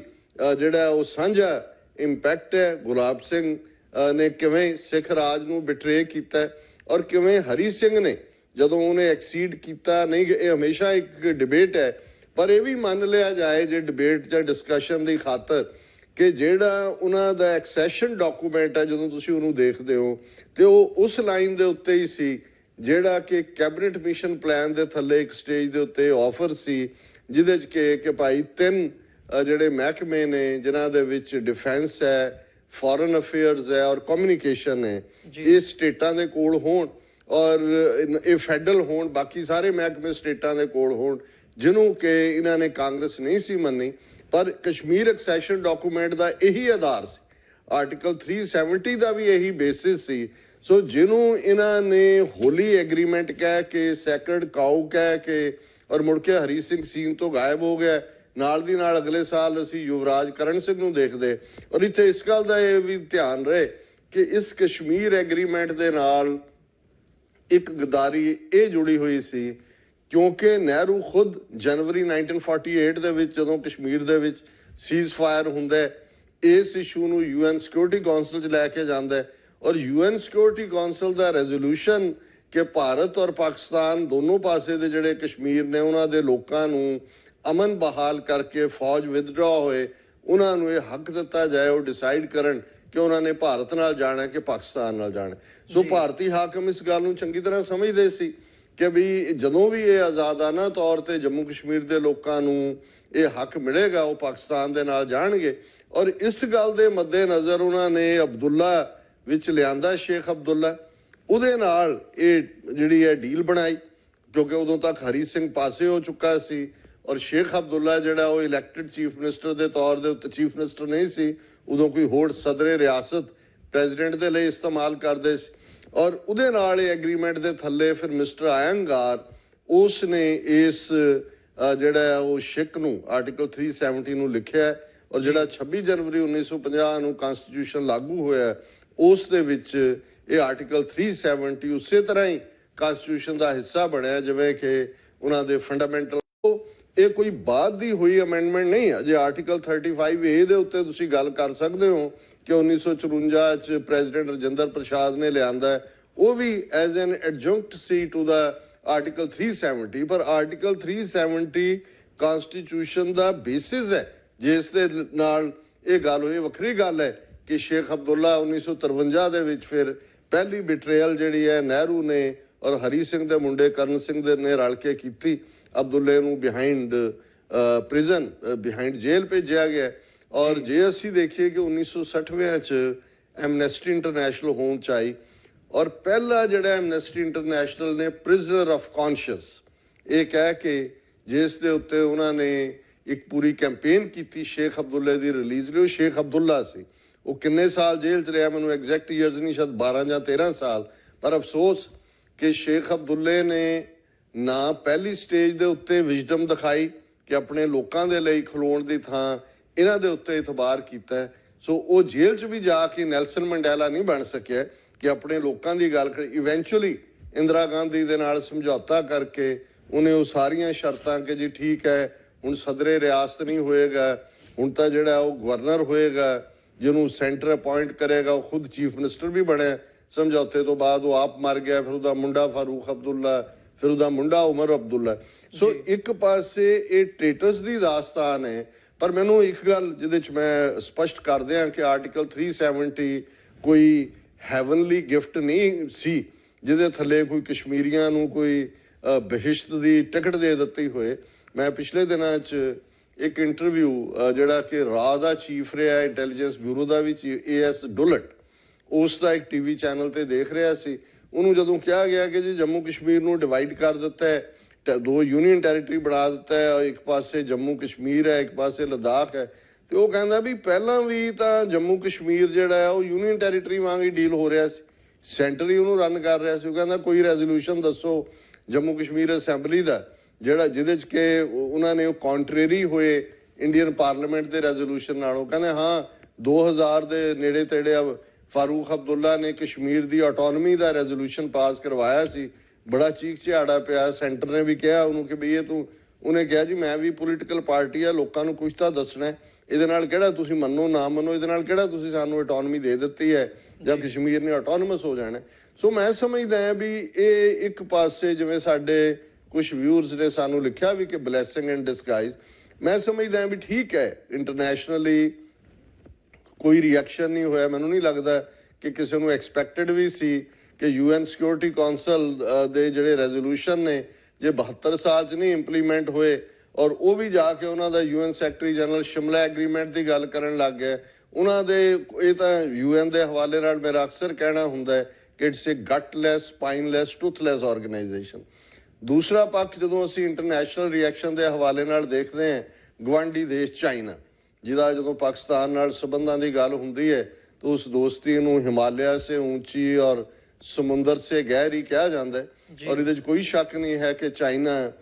through thick and thin Pakistan ਦੇ ਨਾਲ ਖਲੋਂਦਾ ਰਿਹਾ। ਲੇਕਿਨ ਜੇ ਥੋੜਾ ਜਿਹਾ ਫਲੈਸ਼ਬੈਕ ਅਸੀਂ ਦੇਖੀਏ ਕਿ 1999 ਦੇ ਵਿੱਚ ਜਦੋਂ ਕਾਰਗਿਲ ਵਾਰ ਹੁੰਦੀ ਹੈ ਔਰ ਉਸ ਦੇ ਵਿੱਚ ਚਾਈਨਾ ਨੇ ਨਿਊਟਰਲ ਸਟਾਂਸ ਲੈ ਲਿਆ ਸੀ, ਉਹ ਪਾਕਿਸਤਾਨ ਦੇ ਹੱਕ 'ਚ ਨਹੀਂ ਸੀ ਖਲੋਤਾ ਔਰ ਇਹੀ ਸੀ ਕਿ ਜੀ ਆਪਸ 'ਚ ਬਾਇਲੈਟਰਲੀ ਇਹਨੂੰ ਰਿਜ਼ੋਲਵ ਕਰੋ। ਔਰ ਹੁਣ ਦੇ ਮਾਮਲੇ 'ਚ ਵੀ ਹਾਲਾਂ ਸ਼ਾਹ ਮਹਿਮੂਦ ਕੁਰੈਸ਼ੀ ਆਪਣੀ ਪਹਿਲੀ ਉਹਨਾਂ ਨੇ ਇਮੀਡੀਏਟ ਵਿਜ਼ਿਟ ਚਾਈਨਾ ਦੀ ਕੀਤੀ ਔਰ ਇਸ ਫੈਸਲੇ ਦੇ ਨਾਲ ਕਿਉਂਕਿ ਲਦਾਖ ਇੱਕ ਯੂਨੀਅਨ ਟੈਰੀਟਰੀ ਬਣਾ ਦਿੱਤਾ ਗਿਆ ਔਰ ਚਾਈਨਾ ਦਾ ਜਿਹੜਾ ਭਾਰਤ ਦੇ ਨਾਲ ਡਿਸਪਿਊਟ ਹੈ ਅਕਸਾਈ ਚਿੰਦ ਦੇ ਨਾਲ ਇਸ ਟੈਰੀਟਰੀ ਦੇ ਉੱਤੇ ਜਿਹਨੂੰ ਲਾਈਨ ਆਫ ਐਕਚੁਅਲ ਕੰਟਰੋਲ ਕਹਿੰਦੇ ਨੇ LAC, ਜੇ ਸਾਰੇ ਲਦਾਖ ਨੂੰ ਹੀ ਜਿਹਨੂੰ ਕਦੇ ਛੋਟਾ ਤਿੱਬਤ ਕਿਹਾ ਜਾਂਦਾ ਸੀ ਚਾਈਨਾ ਆਪਣੀ ਟੈਰੀਟਰੀ ਮੰਨਦਾ ਹੈ, ਲੇਕਿਨ ਚਾਈਨਾ ਨੇ ਵੀ ਜਿਹੜਾ ਉਹਨਾਂ ਦਾ ਪਹਿਲਾ ਰਿਐਕਸ਼ਨ ਵੀ ਆਫੀਸ਼ੀਅਲੀ ਆਇਆ ਈਵਨ ਸ਼ਾਹ ਮਹਿਮੂਦ ਕੁਰੈਸ਼ੀ ਦੀ ਚਾਈਨਾ ਵਿਜ਼ਿਟ ਤੋਂ ਪਹਿਲਾਂ, ਉਹ ਸਿਰਫ ਲਦਾਖ ਦੇ ਹਵਾਲੇ ਨਾਲ ਹੀ ਸੀ। ਉਹਦੇ 'ਚ ਕੋਈ ਸਟਰੋਂਗ ਇਸ ਕਿਸਮ ਦਾ ਮੈਸੇਜ ਨਹੀਂ ਸੀ। ਔਰ ਜਦੋਂ ਸ਼ਾਹ ਮਹਿਮੂਦ ਕੁਰੈਸ਼ੀ ਵੀ ਚਾਈਨਾ ਗਏ, ਜਿਹੜੀ ਗੱਲਬਾਤ ਤੋਂ ਬਾਅਦ ਟਵੀਟ ਉਹਨਾਂ ਦੇ ਹੀ 3 ਟਵੀਟ ਸੀ ਜਿਹਦੇ 'ਚ ਉਹਨਾਂ ਨੇ ਚਾਈਨਾ ਦੀ ਸਪੋਰਟ ਦੀ ਗੱਲ ਕੀਤੀ ਜਾਂ ਦੂਜੀ, ਪਰ ਕੋਈ ਮੈਨੂੰ ਸਾਂਝੀ ਉਹਨਾਂ ਦੀ ਪ੍ਰੈਸ ਕਾਨਫਰੰਸ ਜਾਂ ਕੋਈ ਆਊਟਰਾਈਟ ਸਟੇਟਮੈਂਟ ਨਜ਼ਰ ਨਹੀਂ ਆਈ। ਔਰ ਉਹਦੇ 'ਚ ਜ਼ਾਹਰ ਹੈ 2-3 ਗੱਲਾਂ ਦਾ ਮੈਂ ਸਮਝਦਾ ਵੀ ਅੱਜ ਜਦੋਂ ਅਸੀਂ ਸ਼ਾਹ ਮਹਿਮੂਦ ਕੁਰੈਸ਼ੀ ਪਿਛਲੇ ਦਿਨਾਂ 'ਚ ਉਹਨਾਂ ਨੇ ਜਿਹੜਾ ਪਿਛਲਾ ਪੀਰੀਅਡ ਹੈ ਉਹ ਗਏ ਆਜ਼ਾਦ ਕਸ਼ਮੀਰ ਦੇ ਵਿੱਚ, ਇਮਰਾਨ ਖਾਨ ਸਾਹਿਬ ਵੀ ਗਏ ਔਰ ਇੱਕ ਸ਼ਾਇਦ ਪ੍ਰੈਸ ਕਾਨਫਰੰਸ ਜਾਂ ਪਬਲਿਕ ਐਡਰੈਸ ਵੀ ਉਹਨਾਂ ਨੇ ਕਿਹਾ ਕਿ ਵੀ ਪਾਕਿਸਤਾਨੀ ਸਾਡੇ ਤੋਂ ਇਹ ਐਕਸਪੈਕਟ ਨਾ ਕਰੋ ਕਿ ਵੀ ਅਸੀਂ ਕੋਈ ਵੱਡਾ ਕੱਦੂ 'ਚ ਤੀਰ ਮਾਰਨਾ ਹੈ। ਤੁਸੀਂ ਦੇਖੋ ਕਿ ਵੀ ਦੁਨੀਆ ਸਾਡੇ ਨਾਲ ਕੋਈ ਬਹੁਤੀ UN ਸਿਕਿਉਰਿਟੀ ਕੌਂਸਲ 'ਚੋਂ ਵੀ ਸਾਨੂੰ ਮਿਹਨਤ ਕਰਨੀ ਪਏਗੀ, ਤੁਹਾਨੂੰ ਮਿਹਨਤ ਕਰਨੀ ਪਏਗੀ। ਔਰ ਉਹਦੇ 'ਚ ਖਾਸ ਤੌਰ 'ਤੇ ਉਹਨਾਂ ਨੇ ਜਦੋਂ ਅਸੀਂ 50 ਤੋਂ ਜ਼ਿਆਦਾ ਇਸਲਾਮਿਕ ਕੰਟਰੀਜ਼ ਦੀ ਗੱਲ ਕਰਦੇ ਹਾਂ, ਇਸਲਾਮਿਕ ਉਲਮਾ ਦੀ ਗੱਲ ਹੁੰਦੀ ਹੈ, ਬ੍ਰਦਰਹੁੱਡ ਦੀ ਗੱਲ ਹੁੰਦੀ ਹੈ, ਔਰ ਇਹ ਬਿਲਕੁਲ ਠੀਕ ਕਿਹਾ ਸ਼ਾਹ ਮਹਿਮੂਦ ਕੁਰੈਸ਼ੀ ਨੇ ਕਿ ਤੁਸੀਂ ਇਹ ਨਾ ਦੇਖੋ ਕਿ ਭਾਈ ਸਾਡੇ ਨਾਲ ਉਹ ਵੀ ਖਲੋਣਗੇ ਜਾਂ ਖਲੋਤੇ ਨੇ, ਉਹਨਾਂ ਦੇ ਵੀ ਆਪਣੇ ਇੰਟਰਸਟ ਹੋ ਗਏ ਨੇ। ਉਹ ਭਾਰਤ ਇੱਕ ਉੱਭਰ ਰਹੀ ਜਾਂ ਇੱਕ ਆਰਥਿਕ ਤਾਕਤ ਦੇ ਤੌਰ ਤੇ ਉਹਨਾਂ ਦੀ ਵੀ ਇਨਵੈਸਟਮੈਂਟ ਜਾਂ ਪੈਸਾ ਉੱਥੇ ਲੱਗਾ ਹੋਇਆ, ਇਸ ਲਈ ਸਾਨੂੰ ਜਿਹੜਾ ਉਹ ਦੇਖਣਾ ਪਏਗਾ, ਆਪਣੀ ਲੜਾਈ ਆਪ ਲੜਨੀ ਪਏਗੀ। ਸੋ ਮੈਂ ਸਮਝਦਾ ਵੀ ਇਹ ਗੱਲ ਬਿਲਕੁਲ ਦਰੁਸਤ ਹੈ। ਇਸ ਸਾਰੇ ਪੀਰੀਅਡ 'ਚ ਈਵਨ ਚਾਈਨਾ, ਜਿਉਂ ਹੀ ਸ਼ਾਹ ਮਹਿਮੂਦ ਕੁਰੈਸ਼ੀ ਵਾਪਸ ਆਏ, ਜੈ ਸ਼ੰਕਰ ਜਿਹੜਾ ਸੀਜ਼ਨ ਡਿਪਲੋਮੈਟ ਹੈ, ਭਾਰਤ ਦਾ ਫੋਰਨ ਮਿਨਿਸਟਰ ਹੈ, ਉਹ ਚਾਈਨਾ ਪਹੁੰਚ ਗਿਆ। ਹਾਲਾਂ ਉਹ ਵਿਜ਼ਿਟ ਉਹਨਾਂ ਨੇ ਪਹਿਲਾਂ ਦੀ ਉਹਨਾਂ ਦੇ ਕਹਿਣ ਮੁਤਾਬਕ ਜ਼ਾਹਰ ਹੈ ਕਿ ਇਹ ਵਿਜ਼ਿਟ ਕਈ ਮਹੀਨੇ ਪਹਿਲਾਂ ਪਲਾਨ ਹੋ ਜਾਂਦੀਆਂ ਨੇ, ਪਰ ਜੇ ਚਾਈਨਾ ਨੇ ਰੀਬਫ ਕਰਨਾ ਹੁੰਦਾ ਇਸ ਮੁੱਦੇ ਦੇ ਉੱਤੇ ਤਾਂ ਚਾਈਨਾ ਉਸ ਵਿਜ਼ਿਟ ਨੂੰ ਕੈਂਸਲ ਵੀ ਕਰ ਸਕਦਾ ਸੀ। ਕੈਂਸਲ ਵੀ ਨਹੀਂ ਹੋਈ। ਉਹ ਜਿਹੜੇ ਉਹਨਾਂ ਦਾ ਸੀ ਕਲਚਰਲ ਮੀਟ ਹੋਏਗੀ, ਜੁਆਇੰਟ ਹੋਏਗਾ, ਉਹ ਸਾਰਾ ਜਿਹੜਾ ਉਹ ਗੋ ਥਰੂ ਹੋਇਆ ਔਰ ਉਹਦੇ 'ਚ ਵੀ ਚਾਈਨਾ ਨੇ ਅਗੇਨ ਉਹ ਬਾਈਲੇਟਰਲੀ ਟੈਨਸ਼ਨ ਘਟਾਓ, ਆਪਸ ਦੇ ਵਿੱਚ ਗੱਲਬਾਤ ਕਰਕੇ ਮਸਲਾ ਹੱਲ ਕਰੋ, ਇਸ ਕਿਸਮ ਤੋਂ ਇਲਾਵਾ ਕੋਈ ਸਟਰੋਂਗ ਕੰਡੈਮਨੇਸ਼ਨ ਜਾਂ ਪਾਕਿਸਤਾਨ ਦੇ ਜਾਂ ਜੰਮੂ ਕਸ਼ਮੀਰ ਦੇ 12 ਮਿਲੀਅਨ ਤੋਂ ਜ਼ਿਆਦਾ ਲੋਕ ਜਿਹੜੇ ਕਿ ਇਸ ਵੇਲੇ ਕੰਸੈਂਟਰੇਸ਼ਨ ਕੈਂਪ ਦੇ ਵਿੱਚ ਫਸੇ ਹੋਏ ਨੇ, ਉਹਨਾਂ ਦੇ ਲਈ ਕੋਈ ਨਹੀਂ ਸੀ। ਔਰ ਉਹਦੇ 'ਚ ਮੈਂ ਸਮਝਦਾ ਵੀ ਚਾਈਨਾ, ਕਿਉਂਕਿ ਇੱਕ ਗੱਲ ਦੇਖਣੀ ਹੋਏਗੀ ਕਿ ਦੁਨੀਆ 'ਚ ਜਦੋਂ ਸਿਆਸੀ ਫੈਸਲੇ ਲਏ ਜਾਂਦੇ ਨੇ, ਪਹਿਲਾਂ ਜਿਹਨੂੰ ਕਹਿੰਦੇ ਨੇ ਕਿ ਆਲ ਪੋਲਿਟਿਕਸ ਇਜ਼ ਲੋਕਲ, ਤੁਸੀਂ ਆਪਣੇ ਦੇਖਦੇ ਹੋ ਵੀ ਤੁਹਾਡੇ ਕੀ ਚੱਲ ਰਿਹਾ। ਔਰ ਜੇ ਚਾਈਨਾ ਦੇ ਹਵਾਲੇ ਨਾਲ ਅਸੀਂ ਦੇਖੀਏ ਕਿ ਜੋ ਹਾਂਗਕਾਂਗ 'ਚ ਚੱਲ ਰਿਹਾ, ਹਾਂਗਕਾਂਗ ਦੀ ਜਿੱਥੇ ਪੈਰਲਲ ਇਕੋਨਮੀ ਜਿਹੜੀ ਕਿ ਉਹਨਾਂ ਦਾ ਈਵਨ ਜਿਹੜੀ ਗੋਲਡ ਰਿਜ਼ਰਵ ਔਰ ਦੂਸਰਾ hundreds of billions of dollars ਦੇ, ਹਾਂਗਕਾਂਗ ਜਦੋਂ ਕਿ 1998-99 ਦੇ ਪੀਰੀਅਡ 'ਚ 100 ਸਾਲ ਬਾਅਦ ਬ੍ਰਿਟਿਸ਼ ਤੋਂ ਨਿਕਲ ਕੇ ਚਾਈਨਾ ਦਾ ਹਿੱਸਾ ਬਣਿਆ। ਪਹਿਲਾਂ ਵੀ ਇੱਕ ਫੀਅਰ ਦੱਸਿਆ ਜਾ ਰਿਹਾ ਸੀ ਕਿ ਵੀ ਉਹ ਚਾਈਨਾ ਆਪਣੇ ਲਾਅ ਲਾਗੂ ਕਰੇਗਾ, ਚਾਈਨਾ ਨੇ ਕੋਈ ਕਾਹਲੀ ਨਹੀਂ ਕੀਤੀ, ਪਰ ਹੌਲੀ ਅੱਜ ਹਾਂਗਕਾਂਗ ਦੇ ਲੋਕ ਜਿਹੜੇ ਨੇ ਉੱਥੋਂ ਫਲਾਈਟਸ ਵੀ ਕੈਂਸਲ ਨੇ, ਲੋਕ ਜਿਹੜੇ ਨੇ ਉਹ ਸੜਕਾਂ ਤੇ ਨਿਕਲੇ ਹੋਏ ਨੇ ਔਰ ਉਹ ਨਹੀਂ ਚਾਹੁੰਦੇ ਕਿ ਕੋਈ ਵੀ ਬੀਜਿੰਗ ਦੇ ਵਿੱਚ ਬਣਿਆ ਕਾਨੂੰਨ ਉਹਨਾਂ ਦੇ ਉੱਤੇ ਲਾਗੂ ਹੋਏ। ਔਰ ਮੀਡੀਆ ਤਾਂ ਇਹ ਡਿਬੇਟ ਕਰ ਰਿਹਾ ਕਿ ਕੀ ਜਿਵੇਂ ਤਿਨੇਮੈਨ ਸਕੁਐਰ ਦੇ ਵਿੱਚ 88 ਦੇ ਵਿੱਚ ਜਿਹੜਾ ਚਾਈਨਾ ਨੇ ਕ੍ਰੈਕਡਾਊਨ ਕੀਤਾ ਸੀ, ਕੀ ਹਾਂਗਕਾਂਗ ਦੇ ਵਿੱਚ ਵੀ ਤਿਨੇਮੈਨ ਸਕੁਐਰ ਚਾਈਨਾ ਦੁਹਰਾਏਗਾ। ਸੋ ਆਲਮੋਸਟ ਪੈਰਲਲ ਤਾਂ ਨਹੀਂ ਮੈਂ ਕਹਿ ਸਕਦਾ, ਪਰ ਉਹ ਜਿਹੀ ਸਿਚੁਏਸ਼ਨ ਜੋ ਜਿਹੀ ਇੰਡੀਆ ਜੰਮੂ ਕਸ਼ਮੀਰ ਦੇ ਵਿੱਚ ਫੇਸ ਕਰ ਰਿਹਾ, ਚਾਈਨਾ ਦੇ ਲਈ ਹਾਂਗਕਾਂਗ 'ਚ ਬਣਦੀ ਜਾ ਰਹੀ ਹੈ। ਔਰ ਜੇ ਚਾਈਨਾ ਆਊਟਸਾਈਡ ਵਰਲਡ ਨੂੰ ਕਹਿੰਦਾ ਜੀ ਇਹ ਸਾਡੀ ਇੰਟਰਨਲ ਅਫੇਅਰ ਹੈ, ਅਸੀਂ ਡੀਲ ਕਰਨਾ, you have nothing to do with it, so ਉਹ ਕਿਵੇਂ ਆਊਟਰਾਈਟ ਜਾਣ। ਫਿਰ ਈਵਨ ਮੁਸਲਮਾਨਾਂ ਦੇ ਹਵਾਲੇ ਨਾਲ ਮੈਂ ਸਮਝਦਾ ਵੀ ਕਿਉਂਕਿ ਜਦੋਂ ਦੋਸਤੀ ਦੀ ਗੱਲ ਪਾਕਿਸਤਾਨ ਚਾਈਨਾ ਦੇ ਹਵਾਲੇ ਨਾਲ ਹੁੰਦੀ ਹੈ, 20 ਮਿਲੀਅਨ ਮੁਸਲਮਾਨ ਜਿਹੜੇ ਚਾਈਨਾ 'ਚ ਰਹਿੰਦੇ ਨੇ ਉਹਨਾਂ ਦੇ ਨਾਲ ਕੀ ਵਰਤਾਰਾ ਹੁੰਦਾ ਹੈ। ਔਰ ਖਾਸ ਤੌਰ ਤੇ ਜਿਹੜਾ ਚਾਈਨਾ ਦਾ ਪ੍ਰੋਵਿੰਸ ਸਿੰਗਕਿਆਂਗ ਹੈ, ਉਸ ਦੇ ਵਿੱਚ ਕਿਵੇਂ ਲੱਖਾਂ ਜਿਹੜੇ ਮੁਸਲਮਾਨ ਨੇ ਉਹ ਕੈਂਪਾਂ ਦੇ ਵਿੱਚ ਲਿਜਾ ਕੇ ਉਹਨਾਂ ਦੀ ਬ੍ਰੇਨ ਵਾਸ਼ਿੰਗ ਔਰ ਈਵਨ ਪਿਛਲੇ ਦਿਨਾਂ ਦੇ ਵਿੱਚ ਸੀ ਕਿ ਉਹ ਇਸ ਗੱਲ ਦੇ ਉੱਤੇ ਵੀ ਅਰੈਬਿਕ ਦੇ ਵਿੱਚ ਜਿੱਥੇ ਕਿਤੇ ਹਲਾਲ ਦੀਆਂ ਦੁਕਾਨਾਂ ਲਿਖਿਆ ਜਾਂ ਅਰੈਬਿਕ ਲਿਖੀ ਆ ਉਹਨੂੰ ਵੀ ਉਹਨਾਂ ਨੇ ਕਿਹਾ ਵੀ ਉਹਨੂੰ ਮਿਟਾ ਦਿਓ, ਤੁਸੀਂ ਮੇਨ ਸਟ੍ਰੀਮ ਚਾਈਨਾ ਦੇ ਵਿੱਚ ਆਓ। ਔਰ ਜਿਵੇਂ ਚਾਈਨਾ ਕ੍ਰਿਸਚੀਅਨ ਚਰਚ ਨੂੰ ਕੰਟਰੋਲ ਕਰਦਾ ਹੈ, ਬੁੱਧਿਸਟ ਮੋਨੈਸਟਰੀਜ਼ ਨੂੰ ਕੰਟਰੋਲ ਕਰਦਾ ਹੈ, ਇਵੇਂ ਉਹ ਚਾਈਨੀਜ਼ ਆਪਣਾ ਇਸਲਾਮ ਦੇ ਥੱਲੇ ਕਰ ਰਹੇ ਨੇ ਕਿ ਵੀ ਇਹਨਾਂ ਦੇ ਮੂਲ ਤੌਰ ਦੇ ਉੱਤੇ ਇਸਲਾਮਿਕ ਬਿਲੀਫ ਵਾਲਿਆਂ ਨੂੰ ਜੋ ਗੁਜ਼ਰ ਹੈ। ਸੋ ਮੈਂ ਸਮਝਦਾ ਹਾਂ ਵੀ ਇਸ ਸਾਰੇ ਦੇ ਥੱਲੇ ਜ਼ਾਹਰ ਹੈ ਕਿ ਇੱਕ ਪਾਸੇ ਜਦੋਂ ਜਿਹੜੇ ਐਕਸਪਰਟ ਨੇ ਉਹ ਗੱਲ ਇਹ ਕਰ ਰਹੇ ਨੇ ਕਿ ਵੀ ਜੋ ਭਾਰਤ ਨੇ ਕਸ਼ਮੀਰ ਦੇ ਵਿੱਚ ਕੀਤਾ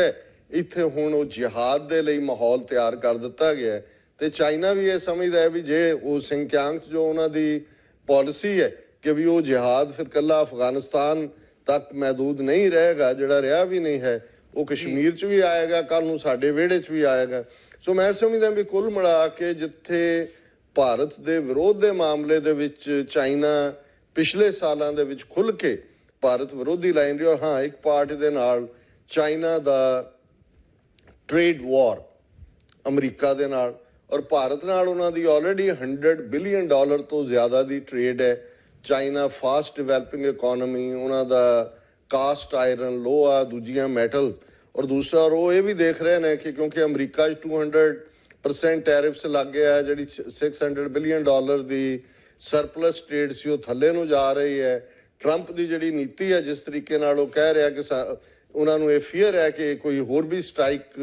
ਇਸ ਮੁੱਦੇ ਤੇ ਹੋ ਸਕਦੀ ਹੈ। ਸੋ ਚਾਈਨੀਜ਼ ਪੁਰਾਣੇ ਵਪਾਰੀ ਨੇ 5000-6000 ਸਾਲ ਦੇ, ਉਹਨਾਂ ਦੀ ਵੀ ਜਿਹੜੀ ਸਾਰਾ ਥਿੰਕਿੰਗ ਹੈ ਕਈ ਵਾਰ ਮਨੀ ਦੇ ਦੁਆਲੇ ਘੁੰਮਦੀ ਹੈ। ਸੋ ਉਹ ਭਾਰਤ ਵਰਗੀ ਜਿਹੜੀ ਮਾਰਕੀਟ ਹੈ ਜਿਹਦੇ 'ਚ ਕਿ ਉਹ ਦੋਨਾਂ ਨਾਲ ਬੈਲੈਂਸ ਰੱਖਣਾ ਚਾਹੁੰਦੇ ਨੇ, ਇੱਕ ਪਾਸੇ ਉਹ ਅਮਰੀਕਾ ਨਾਲ ਵੀ, ਭਾਰਤ ਨੂੰ ਵੀ ਐਕਸਚੇਂਜ ਨਹੀਂ ਕਰਨਾ ਚਾਹੁੰਦੇ। ਸੋ ਜ਼ਾਹਰ ਹੈ ਕਿ ਚਾਈਨਾ ਦਾ ਜਿਹੜਾ ਉਹ ਡਿਸਅਪੁਆਇੰਟਿੰਗ ਮੈਂ ਕਹਾਂਗਾ, ਜਿਨ੍ਹਾਂ ਨੂੰ ਬਹੁਤ ਐਕਸਪੈਕਟੇਸ਼ਨ ਸੀ। ਔਰ ਇਸਲਾਮਿਕ ਉਲਮਾ, ਉਹ ਤਾਂ ਮੈਂ ਸਮਝਦਾ ਹਾਂ ਵੀ ਜਿਹਨੂੰ ਕਹਿੰਦੇ ਨੇ ਕਿ ਵੀ ਪੰਜਾਬੀ ਦਾ ਇੱਕ ਅਖਾਣ ਹੈ ਕਿ ਗਿੱਲ ਹੀ ਗਾਲ ਦਿੱਤੀ। ਜਦੋਂ ਅਸੀਂ ਉਹ ਗਿੱਲ ਦੀ ਗੱਲ ਕਰਦੇ ਹਾਂ, ਜਦੋਂ ਪਲਾਂਟਸ ਦੇ ਜਿਹੜੀ ਧਰਤੀ ਦੇ ਉੱਤੇ ਜਿਹੜੀ ਉਹ ਫਰਟਾਈਲ ਪਾਰਟ ਹੈ ਉਹਨੂੰ ਗਿੱਲ ਕਹਿੰਦੇ ਨੇ, ਜਿਹੜੀ ਫਰਟਿਲ ਮਿੱਟੀ ਹੁੰਦੀ ਹੈ। ਸੋ ਇੱਥੇ ਅਸੀਂ ਦੇਖਦੇ ਹਾਂ ਵੀ ਈਵਨ UAE ਦਾ ਜਿਹੜਾ ਐਂਬੈਸਡਰ ਇੰਡੀਆ 'ਚ ਬੈਠਾ ਉਹ ਤਾਂ ਉਹਨੂੰ ਇੰਡੀਆ ਦੀ ਇੰਟਰਨਲ ਅਫੇਅਰ ਕਹਿ ਰਿਹਾ। ਔਰ ਈਵਨ ਜਿਸ ਦੇ ਉੱਤੇ ਪਾਕਿਸਤਾਨ ਕਾਫੀ ਰਿਲਾਈ ਕਰਦਾ ਰਿਹਾ ਐਜ਼ ਏ ਦੋਸਤ ਵੀ, ਔਰ ਜਿੱਥੇ ਇਸਲਾਮਿਕ ਵੈਲਿਊਜ਼ ਜਾਂ ਇਸਲਾਮਿਕ ਸ਼ਰੀਅਤ ਦੇ ਹਾਫਿਜ਼ ਦੇ ਤੌਰ ਦੇ ਉੱਤੇ ਜਿਸ ਮੁਲਕ ਨੂੰ ਦੇਖਿਆ ਜਾਂਦਾ ਸਾਊਦੀ ਅਰੇਬੀਆ, ਉਹਨਾਂ ਦਾ ਵੀ ਕੋਈ ਉਸ ਕਿਸਮ ਦਾ ਨਹੀਂ, ਕਿਉਂਕਿ ਉਹਨਾਂ ਦੀ ਵੀ ਇਨਵੈਸਟਮੈਂਟ ਇੰਡੀਆ ਵੱਲ ਗਈ ਹੈ। ਔਰ ਈਰਾਨ, ਉਹਦੇ ਨਾਲ ਤਾਂ ਪਹਿਲਾਂ ਹੀ ਇੰਡੀਆ ਨੇ ਜਿਹੜੀਆਂ ਨੇ ਆਪਣੀਆਂ ਅੰਗਲੀਆਂ ਸੰਗਲੀਆਂ ਰਲਾਈਆਂ ਹੋਈਆਂ ਸੀ। ਔਰ ਜਿਸ ਕਿਸਮ ਦਾ ਮਾਹੌਲ ਪਾਕਿਸਤਾਨ ਦੇ ਬਲੋਚਿਸਤਾਨ ਪ੍ਰੋਵਿੰਸ 'ਚ ਹੋਏ ਜਾਂ ਈਵਨ ਖੈਬਰ ਪਖਤੂਨਖਵਾ ਵਾਲੇ ਪਾਸਿਓਂ ਉਸ ਏਜੰਸੀ ਏਰੀਏ 'ਚ ਜਿਹੜਾ ਜਾਂ ਬਲੋਚਿਸਤਾਨ ਨਾਲ ਜਿੱਥੇ ਬਾਰਡਰ ਲੱਗਦਾ, ਈਵਨ ਕੁਲਭੂਸ਼ਣ ਯਾਦਵ ਇਹ ਵੀ ਈਰਾਨ 'ਚੋਂ ਆਪਰੇਟ ਕਰਕੇ ਹੀ ਜਿਹੜਾ ਬਲੋਚਿਸਤਾਨ 'ਚ ਫੜਿਆ ਗਿਆ, ਉੱਥੇ ਹੀ ਬੇਸ ਬਣਾਇਆ ਹੋਇਆ ਸੀ। ਸੋ ਆਲਰੇਡੀ ਕੁੱਲ ਮਿਲਾ ਕੇ ਮੈਂ ਇਸ ਨੂੰ ਇਹ ਦੇਖਦਾ, ਔਰ ਇਹ ਗੱਲ ਮੈਂ ਬੇਸ਼ੱਕ ਇਹਦੇ 'ਚੋਂ ਇੱਕ ਫਰਸਟ੍ਰੇਸ਼ਨ ਵੀ ਨਿਕਲਦੀ ਹੈ ਕਿ ਕੋਈ ਨਾਲ ਨਹੀਂ ਹੈ ਜੀ, ਲੇਕਿਨ ਮੈਂ ਸਮਝਦਾ ਵੀ ਦੁਨੀਆ ਦੇ ਵਿੱਚ ਕਦੇ ਵੀ ਕੋਈ ਦੋਸਤ ਦੁਸ਼ਮਣ ਨਹੀਂ ਹੁੰਦਾ, ਹਿੱਤ ਹੁੰਦੇ ਨੇ, ਵੈਸਟਡ ਇੰਟਰਸਟ ਹੁੰਦੇ ਨੇ। ਔਰ ਜੰਮੂ ਕਸ਼ਮੀਰ ਦੇ ਲੋਕ, ਜਿਵੇਂ ਸਿੱਖ ਕੌਮ, ਜਦੋਂ ਅਸੀਂ ਜੂਨ 84 ਤੋਂ ਲੈ ਕੇ ਅਗਲੇ 10 ਸਾਲ ਪੰਜਾਬ ਦੇ ਵਿੱਚ 94-95 ਤੱਕ 1994-95 ਤੱਕ ਆਜ਼ਾਦੀ ਦੀ ਲੜਾਈ ਇੱਕ ਹਥਿਆਰਬੰਦ ਤਰੀਕੇ ਨਾਲ ਲੜੀ, ਉਦੋਂ ਵੀ ਜਦੋਂ ਸਿੱਖ ਹਲਕਿਆਂ ਦੇ ਵਿੱਚ ਅਸੀਂ ਆਪਸ ਦੇ ਵਿੱਚ ਸਿਰ ਜੋੜ ਕੇ ਬੈਠਦੇ ਸੀ ਤੇ ਇੱਕ ਗੱਲ ਹੁੰਦੀ ਸੀ ਕਿ ਕੋਈ ਵੀ ਸਾਡੇ ਨਾਲ ਨਹੀਂ। ਤੇ ਫਿਰ ਜਿਹੜੇ ਸਾਡੇ ਸਧਾਰਨ ਫੇਥ ਵਾਲੇ ਜਿਹੜੇ ਨੇ, ਜਿਨ੍ਹਾਂ ਨੂੰ ਕੋਈ ਬਹੁਤ ਐਨਾਲਿਸਿਸ ਕਰਨ ਦੀ ਜਾਂ ਉਹਨਾਂ ਨੇ ਕੋਈ ਦੁਨੀਆ ਦੀਆਂ ਕਿਤਾਬਾਂ ਨਹੀਂ ਸੀ ਪੜ੍ਹੀਆਂ ਹੁੰਦੀਆਂ, ਉਹ ਇੱਕ ਸਿੰਪਲ ਜਿਹਾ ਫਰੇਜ਼ ਕਹਿ ਕੇ ਉੱਠ ਪੈਂਦੇ ਸੀ, ਮੇਰਾ ਰੁੱਸੇ ਨਾ ਕਲਗੀਆਂ ਵਾਲਾ, ਜੱਗ ਭਾਵੇਂ ਸਾਰਾ ਰੁੱਸ ਜਾਏ। ਅਸੀਂ ਕਲਗੀਆਂ ਵਾਲਾ ਗੁਰੂ ਗੋਬਿੰਦ ਸਿੰਘ 10ਵੇਂ ਪਾਤਸ਼ਾਹ, ਉਹਨਾਂ ਨੂੰ ਖਾਲਸਾ ਪੰਥ ਦੇ ਉਹ ਪਿਤਾ ਨੇ, ਮਾਤਾ ਸਾਹਿਬ ਕੌਰ ਮਾਤਾ ਨੇ, ਕਿ ਵੀ ਗੁਰੂ ਕਲਗੀਆਂ ਵਾਲਾ ਜੋ ਤਾਂ ਗੁਰੂ ਗੋਬਿੰਦ ਸਿੰਘ ਸਾਹਿਬ ਦਾ ਸਾਡੇ ਸਿਰ ਤੇ ਹੱਥ ਹੈ, ਅਸੀਂ ਇਸ ਲੜਾਈ ਨੂੰ ਜਾਰੀ ਰੱਖਾਂਗੇ, ਕੋਈ ਸਾਡੇ ਨਾਲ ਹੈ ਜਾਂ ਨਹੀਂ। ਸੋ ਮੈਂ ਸਮਝਦਾ ਹਾਂ ਵੀ ਇਸ ਫੇਥ ਨੇ ਅੱਜ ਵੀ 30-35 ਸਾਲ ਬੀਤਣ ਬਾਅਦ ਇੱਕ ਸਟੇਜ ਤੇ ਇੰਡੀਅਨ ਗਵਰਨਮੈਂਟ ਨੇ ਸਮਝਿਆ ਸੀ ਜੀ ਪੰਜਾਬ 'ਚ ਅਸੀਂ 1.5 ਲੱਖ ਸਿੱਖ ਮਾਰ ਦਿੱਤਾ ਹੈ, ਦੁਨੀਆ ਭਰ 'ਚ ਇਹਨਾਂ ਨੂੰ ਦਹਿਸ਼ਤਗਰਦ ਦੇ ਤੌਰ ਤੇ ਬਦਨਾਮ ਕਰ ਦਿੱਤਾ ਹੈ, ਅਸੀਂ ਇੰਨਾ ਵੱਡਾ ਮੁਲਕ ਹੈ, ਨਿੱਕੇ ਜਿਹੇ ਆਟੇ 'ਚ ਲੂਣ ਦੇ ਬਰਾਬਰ, ਇਹ ਕੀ ਕਰ ਲੈਣਗੇ। ਪਰ 35 ਸਾਲ ਬਾਅਦ ਅੱਜ ਅਸੀਂ ਦੇਖਦੇ ਹਾਂ ਕਿ ਖਾਲਿਸਤਾਨ ਦੀ ਲਹਿਰ ਦੁਨੀਆ ਭਰ ਦੇ ਵਿੱਚ ਇੱਕ ਜਿਹੜਾ ਪੂਰੀ ਤਾਕਤ ਦੇ ਨਾਲ ਅੱਗੇ ਵਧੀ ਹੈ। ਡਾਇਸਪੋਰਾ ਸਿੱਖਾਂ ਨੇ ਕਿਵੇਂ ਇਸ ਸਾਰੇ ਦੇ ਵਿੱਚ ਜਾਨ ਭਰੀ। ਅੱਜ ਭਾਰਤ ਸਰਕਾਰ ਦੀ 35 ਸਾਲ ਬਾਅਦ ਵੀ ਇਹ ਮਜਬੂਰੀ ਹੈ ਕਿ ਜੀ ਉਹ ਕਹਿਣ ਕਿ ਜੀ ਇਹ ਅਸੀਂ 6 ਸਟੇਟਾਂ ਦੇ ਵਿੱਚ ਇਹ ਜਿਹੜਾ ਸਿੱਖਸ ਫਾਰ ਜਸਟਿਸ ਔਰ ਰੈਫਰੈਂਡਮ 2020 ਔਰ ਇਹ ਦੂਸਰਾ ਹੈ, ਇਸ ਦੇ ਉੱਤੇ ਅਸੀਂ ਪਾਬੰਦੀ ਲਾ ਰਹੇ ਹਾਂ ਔਰ ਬੈਂਡ ਆਰਗੇਨਾਈਜੇਸ਼ਨ ਬਣਾ ਰਹੇ ਹਾਂ। ਸੋ ਗੱਲ ਇਹ ਨਹੀਂ ਹੈ, ਗੱਲ ਇਹ ਹੈ ਵੀ ਅਲਟੀਮੇਟਲੀ ਦੋ ਚੀਜ਼ਾਂ ਨੇ। ਔਰ ਜਿਵੇਂ ਮੈਂ ਸਮਝਦਾ ਵੀ ਇਹ ਗੱਲ ਪਾਕਿਸਤਾਨ ਦੇ ਹੀ ਕਿਸੇ ਸਿਆਸਤਦਾਨ ਨੇ ਕਹੀ ਕਿ ਜੰਗਾਂ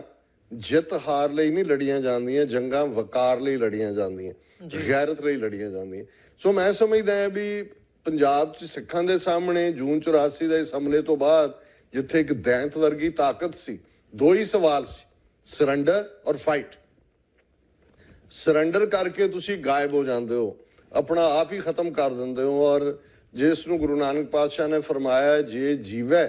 ਪਤ ਲੱਥੀ ਜਾਏ ਸਭ ਹਰਾਮ ਜੇਤਾ ਖਿੱਚ ਗਿਆ, ਇਹ ਸਰੈਂਡਰ ਹੁੰਦਾ ਹੈ ਕਿ ਜਿੱਥੇ ਤੁਸੀਂ ਬੇਪਤ ਹੋ ਕੇ ਵੀ ਜਿਉਂਦੇ ਹੋ ਔਰ ਇਹ ਮਨਜ਼ੂਰ ਕਰ ਲੈਂਦੇ ਹੋ ਕਿ ਜੀ ਠੀਕ ਹੈ ਅਸੀਂ ਗੁਲਾਮੀ ਦੇ ਵਿੱਚ ਹੀ ਜਿਉਣਾ।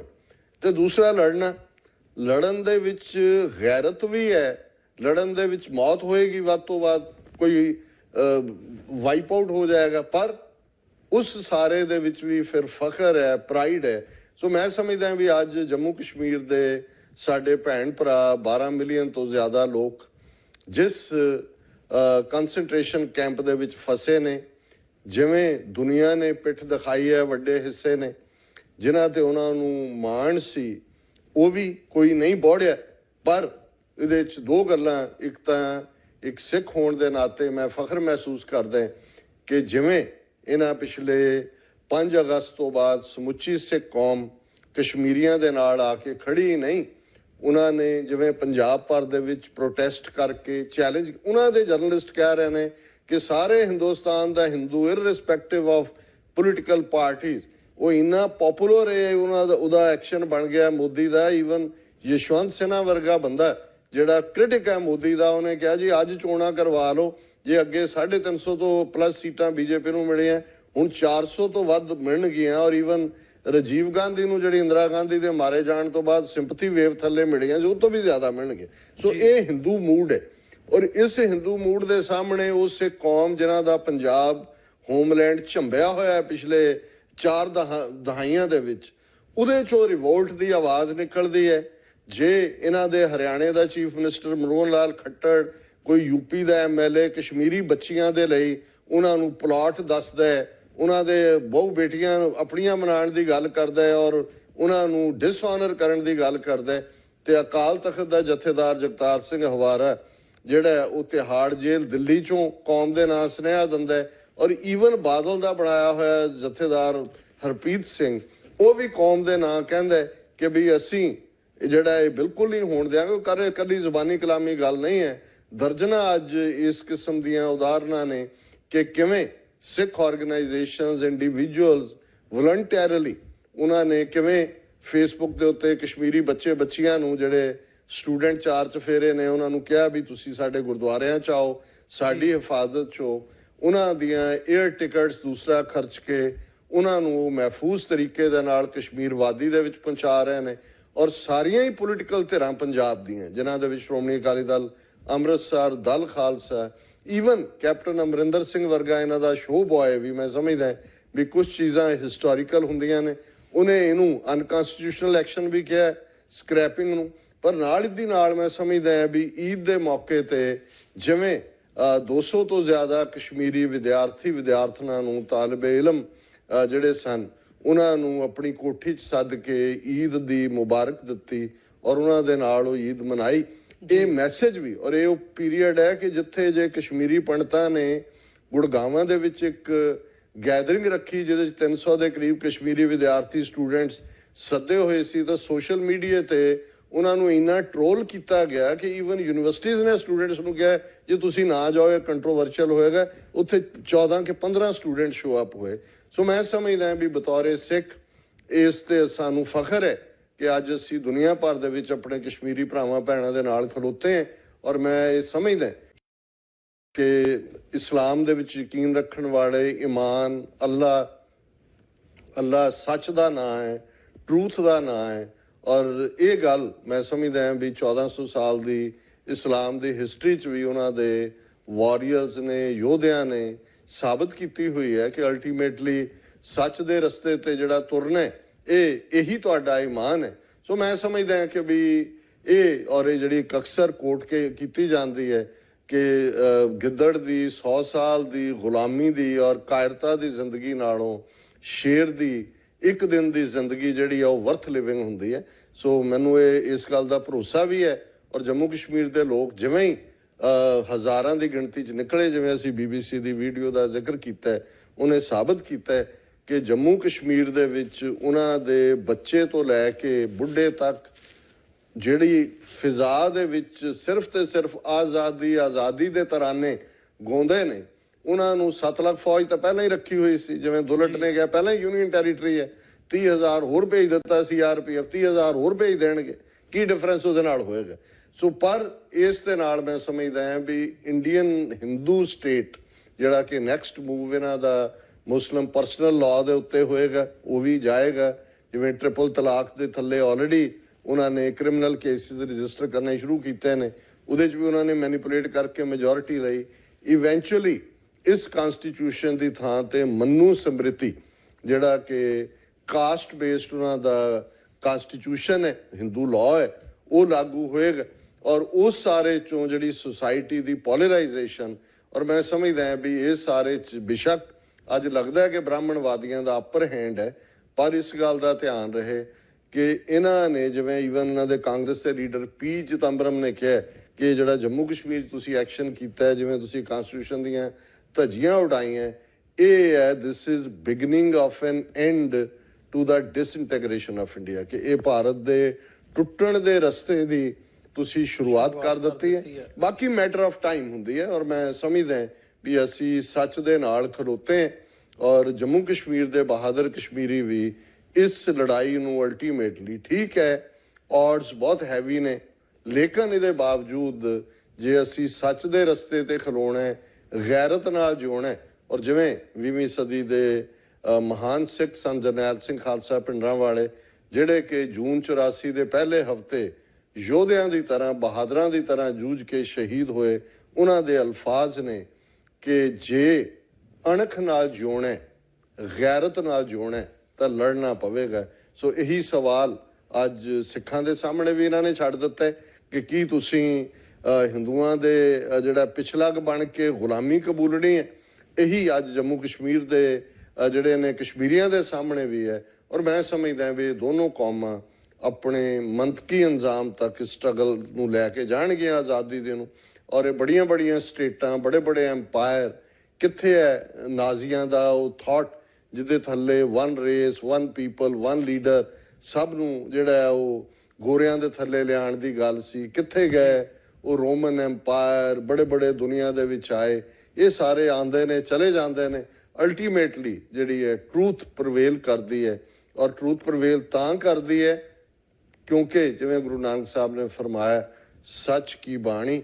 ਨਾਨਕ ਆਖੈ, ਸੱਚ ਸੁਣਾਏ ਸੀ ਸੱਚ ਕੀ ਬਿਲ, ਕਿ ਸੱਚ ਦੀ ਗੱਲ ਗੁਰੂ ਨਾਨਕ ਕਹਿੰਦੇ ਨੇ ਔਰ ਉਦੋਂ ਕਹਿ ਰਹੇ ਨੇ ਜਦੋਂ ਸੱਚ ਕਹਿਣ ਦਾ ਵੇਲੇ। ਜੀ ਬਿਲਕੁਲ ਡਾਕਟਰ ਸਾਹਿਬ, ਸਾਡਾ ਸਮਾਂ ਥੋੜਾ ਜਿਹਾ ਬ੍ਰੇਕ ਦਾ ਇੱਕ ਹੋ ਗਿਆ। ਸੋ ਵਿਊਅਰ ਜਿਹੜੇ ਸਾਡੇ ਨਾਲ ਇਸ ਵਕਤ ਜੁੜੇ ਹੋਏ ਆ, ਅਸੀਂ ਇਹ ਜਿਹੜੀ ਡਿਸਕਸ਼ਨ ਹੈ ਇਸੇ ਕੰਟੈਕਸਟ ਦੇ ਵਿੱਚ ਕਿ ਸਿੱਖਾਂ ਦੇ ਨਾਲ ਜਿਹੜਾ ਕਸ਼ਮੀਰੀਆਂ ਦੀ ਇਹ ਸਾਂਝ ਹੈਗੀ ਹੈ, ਸਾਰੇ ਟਾਈਮ ਪੀਰੀਅਡ ਦੇ ਵਿੱਚ ਜਿਹੜੀ ਸਾਨੂੰ ਦੇਖਣ ਨੂੰ ਮਿਲੀ ਹੈ, ਉਹ ਕਿਵੇਂ ਅੱਗੇ ਵੱਧ ਰਹੀ ਹੈ। ਵੱਖ-ਵੱਖ ਜਿਹੜੇ ਪਹਿਲੂ ਹੈਗੇ ਆ ਕਸ਼ਮੀਰ ਦੇ ਵਿੱਚ, ਜਦੋਂ ਧਾਰਾ 370 ਹਟਾਈ ਗਈ ਹੈ, ਇਹਦੇ ਵੱਖ-ਵੱਖ ਪਹਿਲੂਆਂ ਦੇ ਉੱਤੋਂ ਜਿਹੜਾ ਇਹਦਾ ਐਨਾਲਿਸਿਸ ਹੈ, ਇੰਟਰਨੈਸ਼ਨਲ ਕਮਿਊਨਿਟੀ ਦਾ ਰਿਸਪੌਂਸ ਹੈ, ਕਸ਼ਮੀਰੀਆਂ ਦਾ ਰਿਸਪੌਂਸ ਹੈ, ਤੇ ਸਿੱਖ ਕਿਵੇਂ ਕਸ਼ਮੀਰੀਆਂ ਦੇ ਨਾਲ ਖਲੋਤੇ ਆ, ਉਹਦੇ ਬਿਹਾਈਂਡ ਕੀ ਹੈ, ਇਸੇ ਡਿਸਕਸ਼ਨ ਨੂੰ, ਵਿਚਾਰ ਚਰਚਾ ਨੂੰ ਅਸੀਂ ਕੰਟੀਨਿਊ ਕਰਾਂਗੇ ਇੱਕ ਛੋਟੇ ਜਿਹੇ ਬ੍ਰੇਕ ਤੋਂ ਬਾਅਦ। ਸੋ ਛੋਟੇ ਜਿਹੇ ਬ੍ਰੇਕ ਤੋਂ ਬਾਅਦ ਤੁਹਾਡੇ ਨਾਲ ਦੁਬਾਰਾ ਮੁਲਾਕਾਤ ਹੁੰਦੀ ਹੈ।